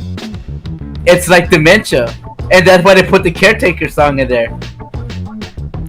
Well, that makes sense. They did hint that, but I'm not going to go into scenes of why they put that, but yeah, the premise does revolve around that. There's more deeper into the back rooms. That's why I encourage you guys to actually go out and watch it. Dude, it's unironically freaking good. Also, I might as well spread this as a news as well. The Amazing Digital Circus movie actually did better than the Backrooms. I want to kill myself. It got. Oh my god. Oh, in Minecraft, I'm sorry. In Minecraft. I want to kill myself in Minecraft. Of course. Oh, I did heard about the caretaker music to Nexpo. Yeah. Yeah. Dude, I do love Nexpo. This isn't a plug or anything, but it's like, I do love Nexpo's content. Oh yeah, Lou, look at your DMs. Let me see. Oh god, you got the Pomni popcorn bucket. Yeah. Mouth open like that. I know. It's that message that he had between that other person, Juan. You know who I'm talking about. Yeah, it's that message that he had the entire time. So it's like that. There is one word I can summarize that I'll tell you later after we're done with the stream, but there is one word that I will summarize. Also, you already ordered what's it called? Digital Circus stuff? Goddamn. Dude, hell yeah! When that was in the thing, I bought it right there and then. I was like, you know what? I got it. I do love that one. If you haven't seen Digital Circus, I do love that one character, the green one. I do love that character. I mean, everyone should know who it is. So You'd be surprised, unless you guys looked at the leaked movie. But no, I mean then. she's in a trailer. Remember? Oh, then never mind. Yeah, that character. I like her. I mean, She definitely did not deserve that, dog. She definitely did not deserve that shit. Dude, it pissed me off. Can you remind me again about the dog, though? Apparently, Scratch was. Yes, Scratch. I think he had like some kind of like. He was like a crazy person, like a psychopath. I think he was the curator of the whole AI shit. Well, he was No, part of it. No, that was Kinger. Kinger was the creator, but Scratch was a. He had a Thinking brain outside tumor. the box. Oh yeah, he did have a brain tumor.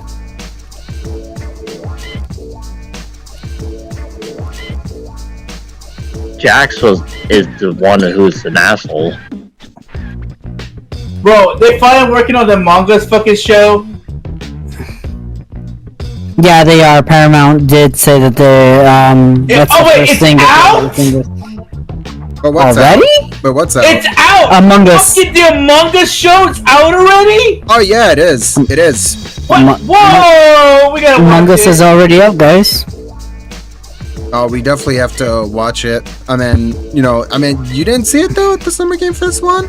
They showed it Dude, off. I stepped away. No, I stepped away. I thought they were working on a Among Us game, but I stepped away for a second to take a shit, and I came back for something else. I didn't know they were working on a goddamn show.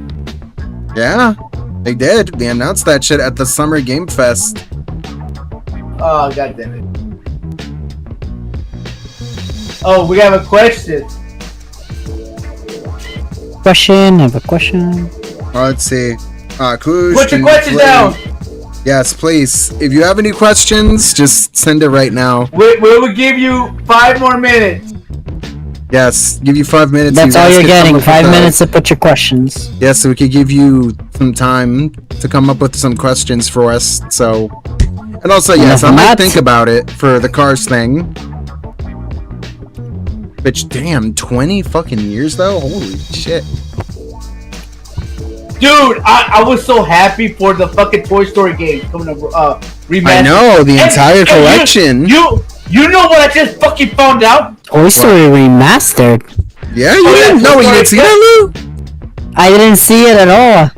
Yeah, dude, they're remastering all the Toy Story games. The 1, 2, the racing, and the Toy Story 3. And Buzz Lightyear. Star Good Command. lord. They But, you know- remembered Buzz Lightyear Star Command.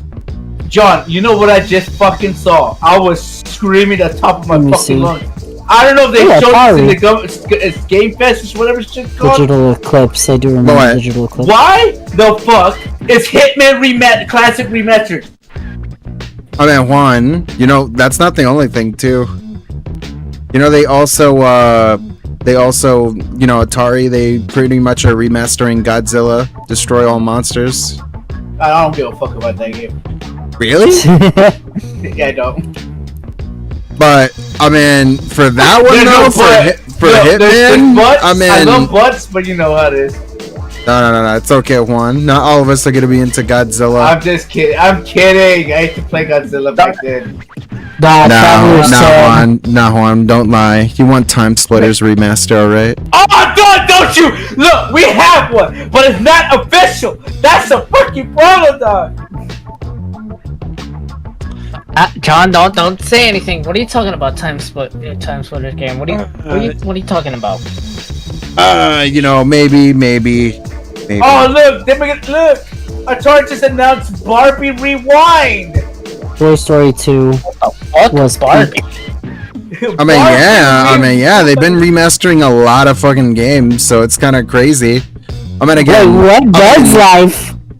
oh yeah, that's included in there. But let me show you, Lou, some of these. They're also doing fucking what's it called? I think it's Roller Coaster Tycoon. I don't give a shit. Oh my god, Kingdom Come on, Hearts 3! people went crazy for that fucking game back in the day. So yeah. Remember, guys, you don't need to say I have a question. Just put your question. Yes, if you got in a chat. question, just lay it out. You don't have to ask us. Just tell us what you want, or just leave it. Just leave it right there. Just type it in, and we'll answer it. Don't say I have a question. Just plainly fucking put it there, dog. All right. Okay. I see. Well, man, I want to say this is a question from Master Assassin Demons. Out of all games you saw from Summer Game Fest, what would you play immediately? Oh, definitely Code Veronica. Code Veronica, the remake. Alien Isolation 2. And The Wolf Among Us too. Whoa! Wolf Among Us. Oh, dude, I've been waiting for years for that shit. Me too. No, but for me, it has to be ill. I absolutely love that fucking style of game, like killing the whatever they are, mutants or some infections of shit. Mm-hmm. Oh yeah, there was a lot of good games on there, but I'm not gonna say them all because I'm let you guys also get the chance to say what you want to say. So I mean, you said Il Juan. Is that the only one? Yeah, ill ill and Code Veronica. I know. I'm so hyped for that shit. For both, for that and the fucking Wolf Among Us too. But what about you, Fabian? Alien Isolation 2. Yeah. I waited 12 years for that game. I'm fucking happy. Yeah, that one's good. God, yo, this Summer Game Fest was actually good. Like, it's crazy. What about you, Spooky? Resident Evil. Really? I didn't even think you'd play Resident Evil. Or maybe that Sonic game. Yeah, the Sonic Crossworlds DLC, where it's gonna have Godzilla and Neon Genesis. Like, oh my lord. Anime. Oh yeah, what about you, Lou? I don't know if you've seen it yet with the Summer Game Fest. I didn't see anything from the summer game. All I know is that 7 did get announced. The Toy Story thing surprised me. And the one thing I never thought would ever come out, new Cuphead game. Yeah. Not one, but 2. One that is a completely different project, and a Cuphead pixelated game that, if you looked at it, it's basically a reference to Sonic the Hedgehog. The commercial, I mean. But the gameplay wise, I'm not sure too much about it, but I'm really excited because it's been a while since we had Cuphead. Oh, we got another question. Question for the thoughts on your big Jugger-Nugget, aka Jesse and Ashley, because they said they killed or adopted their baby on TMC. Even wait, what? Oh, I think he's talking. Yeah, you need to, but also I understand what he means by that question. He's talking about the whole thing with McJuggernuggets with Jesse, because apparently him and his I think it's wife, because I don't think it's a girlfriend, I think it's his wife, where they had a baby and they I think they're wanting to abort it, or I think they already did. I don't know if they did yet or not, but yeah, people are kind of pissed off about it because it's like, you shouldn't be aborting a life. It's a baby, you need to have it happen. And they're like, well, we don't know if we want to or not. So it's like one of those things where they're kind of getting a lot of fucking heat for the moment that they're doing this. So yeah, I mean, again, it's not to say that I'm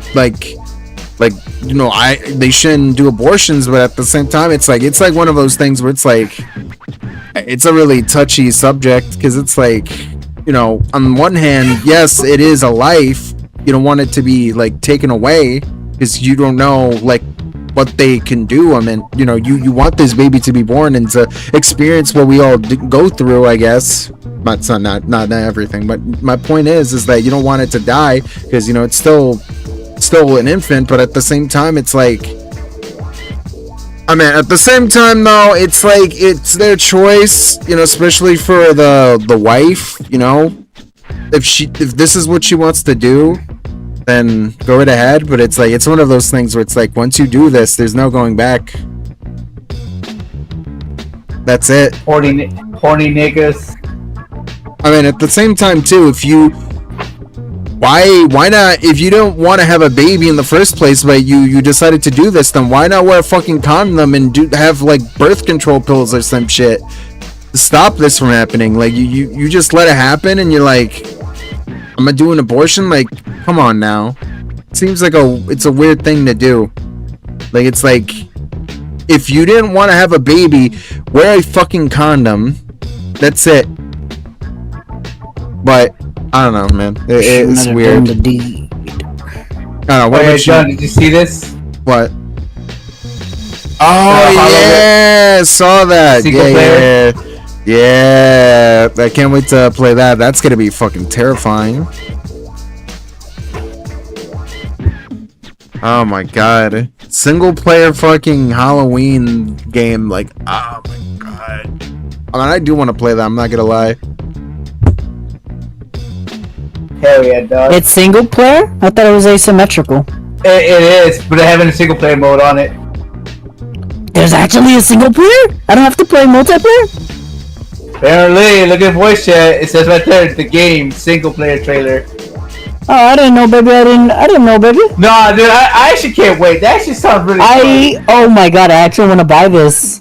I unironically want to buy it because if you sometimes when asymmetrical games have a history of literally being offline and no service just because of either licensing issues or not enough support, and it always fails.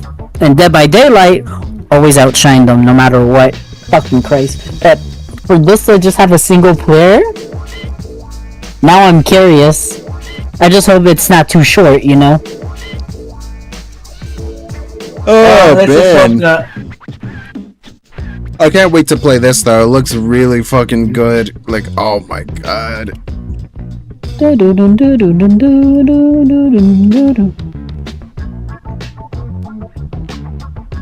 Oh, speaking of, so Lou, how do you feel about that question though? The winner? I guess, McJuggernuggets thing with the baby? Yeah, I don't know about that. I have zero idea of what the hell that is. Oh, you didn't hear about that story about, that guy and them deciding to get an abortion? Nope, not have the never baby? heard of this. Nope, this is the first time I'm hearing about this. Oh, man. I guess now No I guess opinion on it, honestly. Okay.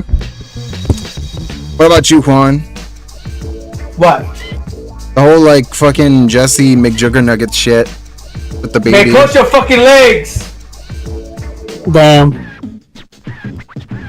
Yeah, I agree on that shit. It's like, if you don't want the baby, then again, birth control, condom, wear that shit. Or close your fucking legs. Yeah. Look, I meet a lot of women just want to have sex with me because of my wingling, but you know what? Nah, I'm not too careful with these people trying to,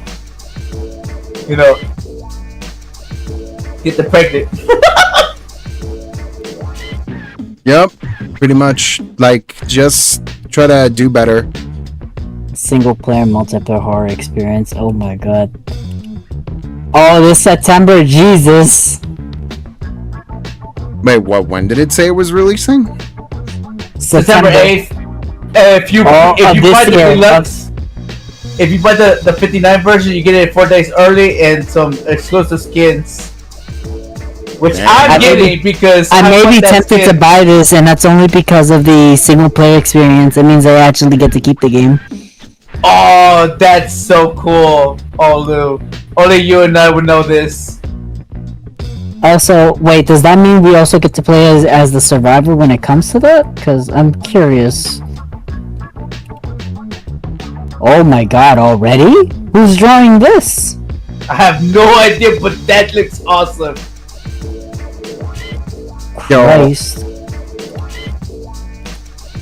Yo, wait, what is that? Oh, wait, is this from the backgrounds? Best to not explain it.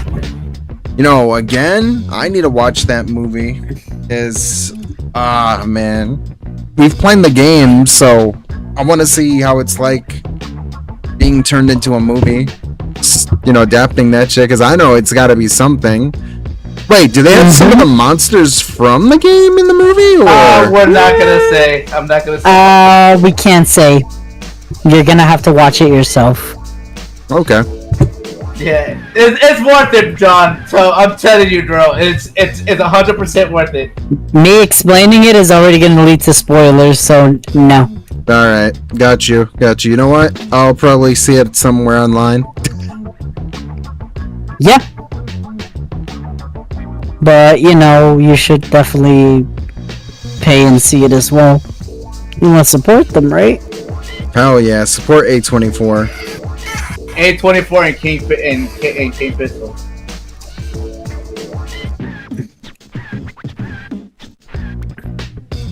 Ice cream, man. What the fuck is this shit? Yeah, that whole thing with Jesse has just been, oof.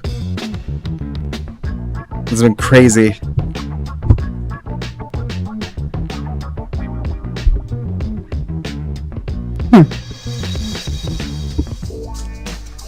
But yeah, though I need to see this. I need to see this shit.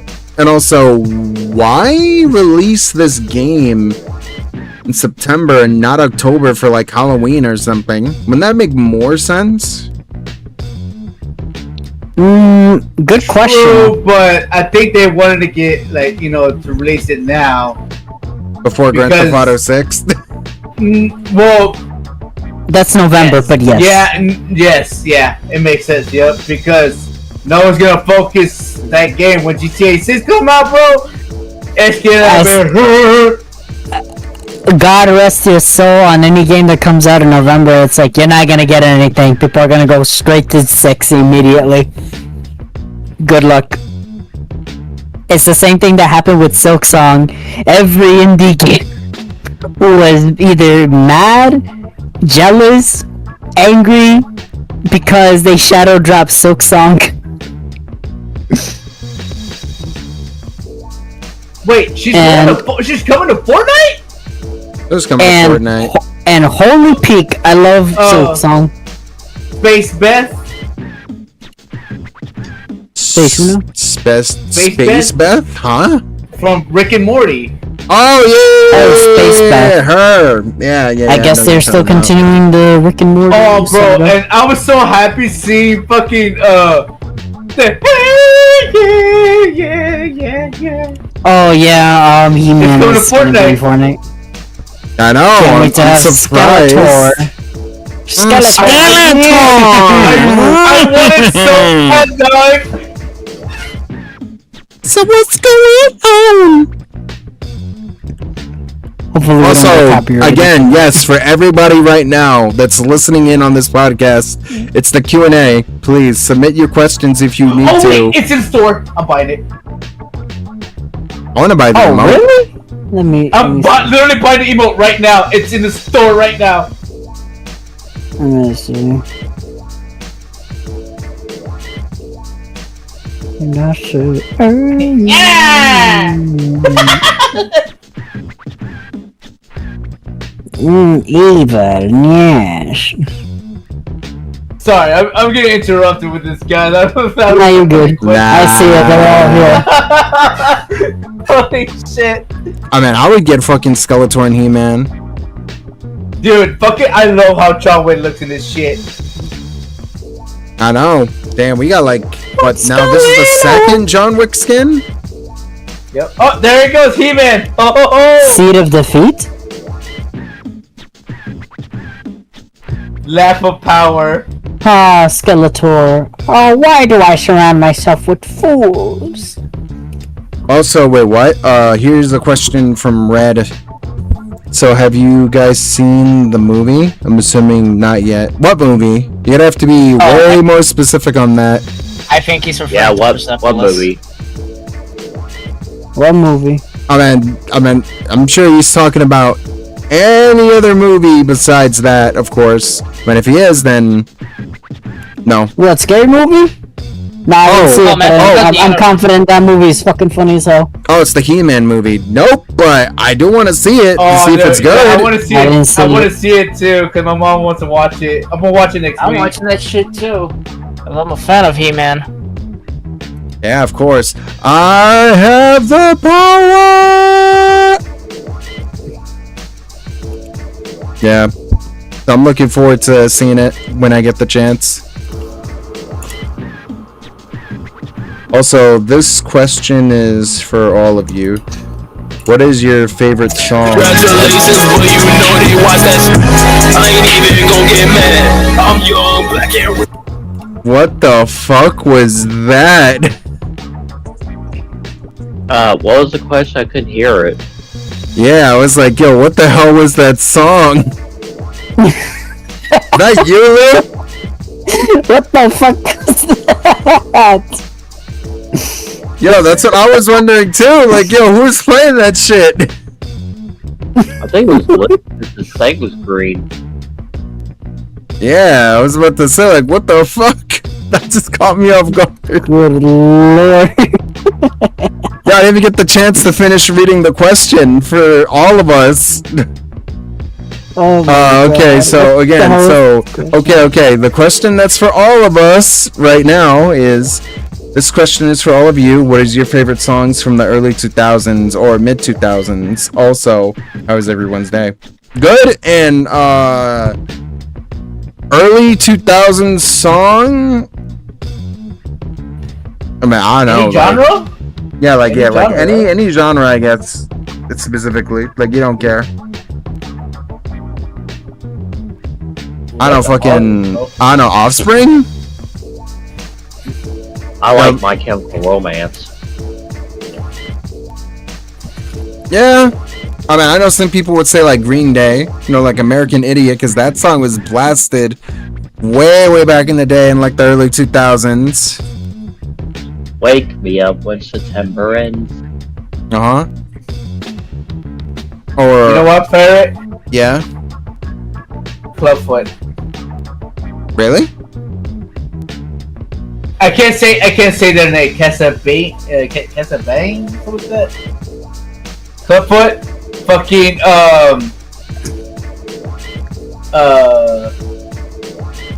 it was in Mark Echo's Getting Up. Ah, yeah. Now I know what you're talking about. Yeah. And, the Mountain Song by, Jade Addiction.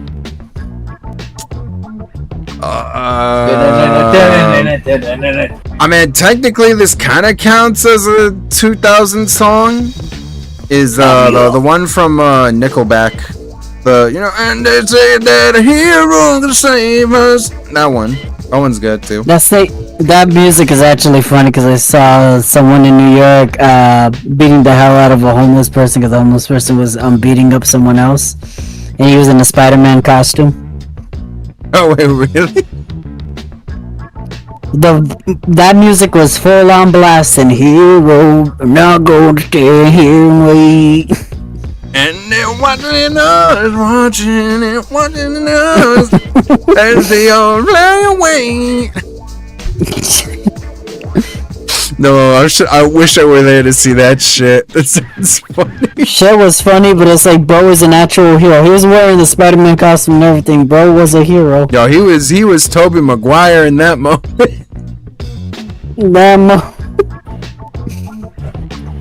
He's like, yo, where's his Mary Jane, huh?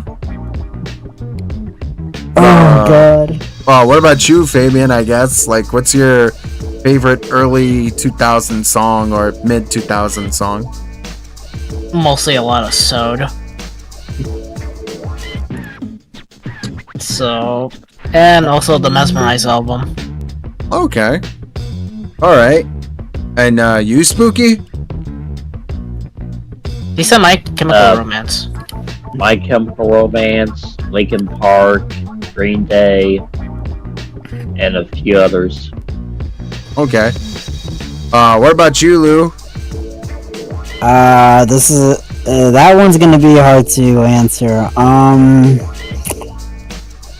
I hope this is early 2000. I hope this is early 2000 because I'm not that huge of a fan. But As I Lay Dying, Asking Alexandra, My Chemical Romance, Fall Out Boy, Panic at the Disco.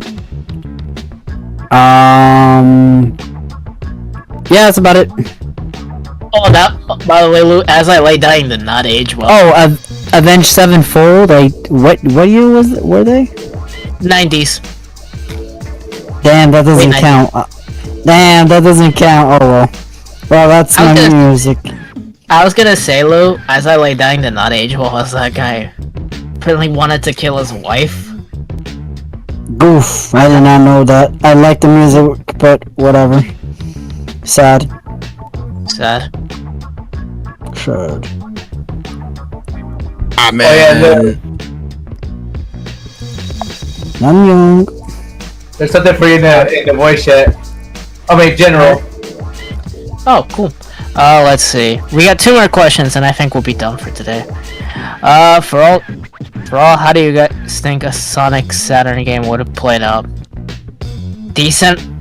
Probably would not have saved the Saturn. And being realistically honest. Yeah, I'm sure it would have been good. It would have been fine. It wouldn't have saved the Saturn though. Nah. Sega is gonna be done when it comes to video game consoles because of many reasons. Basically, financial instability, fucking losing trust with their market. Yep, and also making it really difficult for their developers to make games because they didn't provide, like, you know, kits, like developer kits for them to be able to understand how that shit works.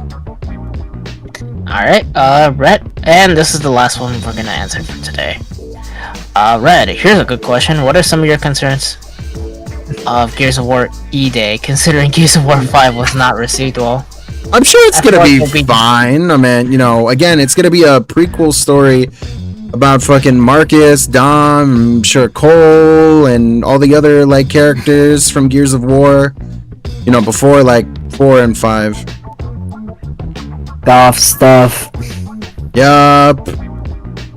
We're gonna see these fucking guys go back to work and kill these fucking undead fucking mutant, you know, the locusts.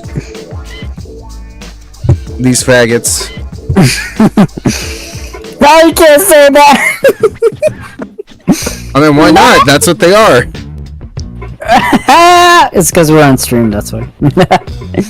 Nah, it's okay. It's fine. Also, yes, I'm sure it's gonna be good. It's not gonna be bad. I mean, I'm definitely gonna play Gears of War E-Day. But that means also I'm gonna have to stream Gears of War 1, 2, 3, Judgment, and then fucking 4 and 5. Yep, so let's see, but maybe there'll be better chances than fucking Halo. Halo's just in fucking hell right now. And that's the sad thing. It's like, will we see a good Halo game? I have no clue. Yeah, man. I want to have hopes for the remake, but you know, we'll have to wait and see, though. Oh, that game. I don't know. It looks like AI slop. Yep. Probably. Of course, yeah. It looks like AI slop. Maybe. Oh yeah, hold on. Like, what do you think of Gears of War E-Day? Do you think it's gonna be wait good? for it tomorrow. I know. We're gonna be watching that shit tomorrow. Oh my god. Gotta hope it's gonna be good. What about you, Lou? I don't know if you're much of a fan of Gears of War, so... When I was younger, I didn't grow up with an Xbox 360, or an Xbox for that matter, so, Gears of War has no attachment to me whatsoever. Yeah, I can understand. But it does that. look cool, so... Yeah, well, that shit was my... Probably gonna enjoy it anyways, because it's literally, in a way, me ripping and tearing these fuckers apart with a chainsaw gun, shotgun. I used to remember playing that shit in my high school years. Simpler times, simpler times. Mm-hmm. What about you, Spooky? I hardly played the series. I think I played only one little game, and I can't remember what game it was. Mm-hmm. I mean, it's all good. I understand that not everybody's gonna play Gears of War because it's like one of those series that, you know, if you didn't own a 360 at that time, then yeah, you're not gonna really know much of it or be able to play it. I think I remember one level where you can play at a jungle gym or something, and you can go down the slide. Yo, I remember the one fucking boss in 2. That shit was fucking massive.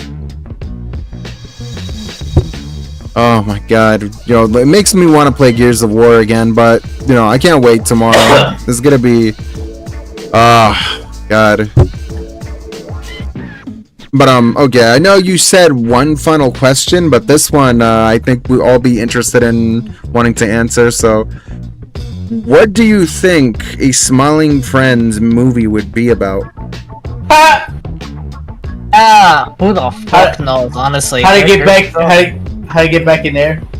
Yeah, I could see that being a thing where it's been a few years since the company. They're gonna make a movie. They're gonna make a movie about continuing the damn episode where they show that the Earth is indeed flat. It's Imagine. Oh my god! It's like, you know what? They actually expanded on that shit in a fucking movie.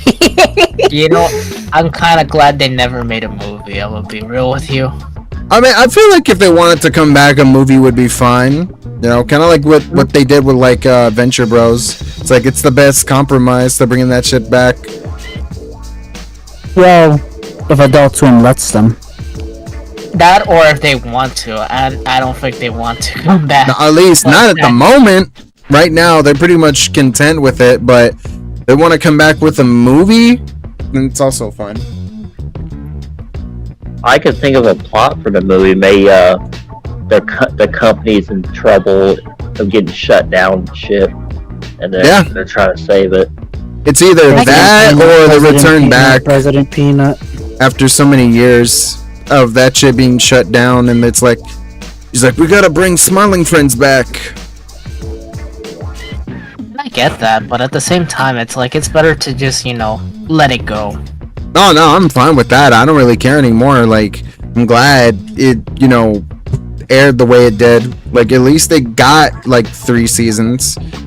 I mean, I wish we could have gotten at least maybe 2 more, but you know, again, like I said, 3 is alright. It's not that bad. So bless you. Thanks. So, I think it was alright for what it was, but I mean, I guess if that's it, that's the last question to answer, then I mean, I guess any final thoughts on this episode? Fuck off. Come on, how can you say that? Especially after the... Man, well, I thought you'd be excited for the Xander Lego playset, man. All the kids are gonna be hyped for that. You might be sold out. I don't think he wants kids playing with him. Nah, kids all love Xander, man. In fact, they're gonna make I can't believe I'm saying this. They're gonna be making a Xander Babies spin-off cartoon show. God. It's like the Muppet Babies, man, but you know, with Xander, and it's I mean, look, I'm not gonna lie, I'm not really looking forward to that because you know Xander deserves better. But hey, you know, if this is how they're gonna make extra money and milk Xander because it's just such a really good IP, then I don't know. Like, I'm trying. I'll try to have faith in it. But again, any, I guess, final thoughts though, Lou?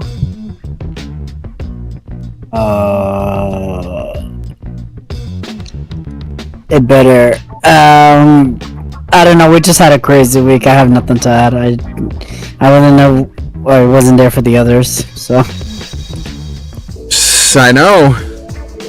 Like, yo, I cannot fucking wait for tomorrow. Yo, we're gonna be watching the fucking Xbox showcase. Like, it's gonna be crazy what they announce tomorrow. And again, the supposed Nintendo Direct that they might have. More than likely, yes. So I guess any final words before we end this? Stay in school. Can't be in school. It's summer vacation. Go to summer school. No. That's better to study than fucking, you know,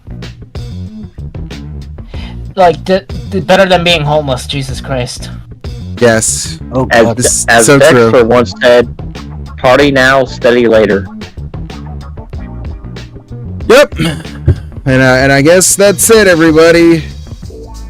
And yes, when I do get the chance, Kermit, I will try to play Ace Attorney again. Because God, I have not played that in like a while, and I should play the other games, including the spin-off called The Great Ace Attorney and the what was the other one? I think Ace Attorney, Miles Edgeworth Investigations. Yeah, I should be playing those because they're really good. Also, Sega Direct. Who knows what'll happen? But all I'll say is this: look forward to tomorrow, because we're gonna be doing I know it's crazy, 4 episodes in one go. Well, technically it's next week, but still, even then, you know, it's crazy. 4 episodes right off the bat. Which again, this is not something we're gonna be doing so often. I'll say this right now. So, again, look forward to tomorrow, and then we will be going back to our usual scheduled programming of just Can the Dip on Saturdays, and that's it. Not on a Tuesday and a Monday or Wednesday, Thursday, Friday.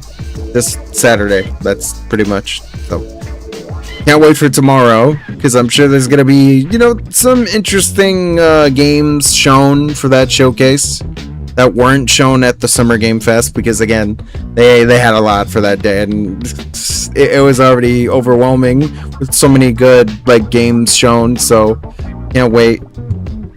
But you know, with that said, see you all tomorrow for episode, I want to see either 42 or the special, depending on, you know, how I want to label it. So, but either way, no matter what, you know, can't wait for tomorrow. See you all tomorrow. Love you guys, and stay golden.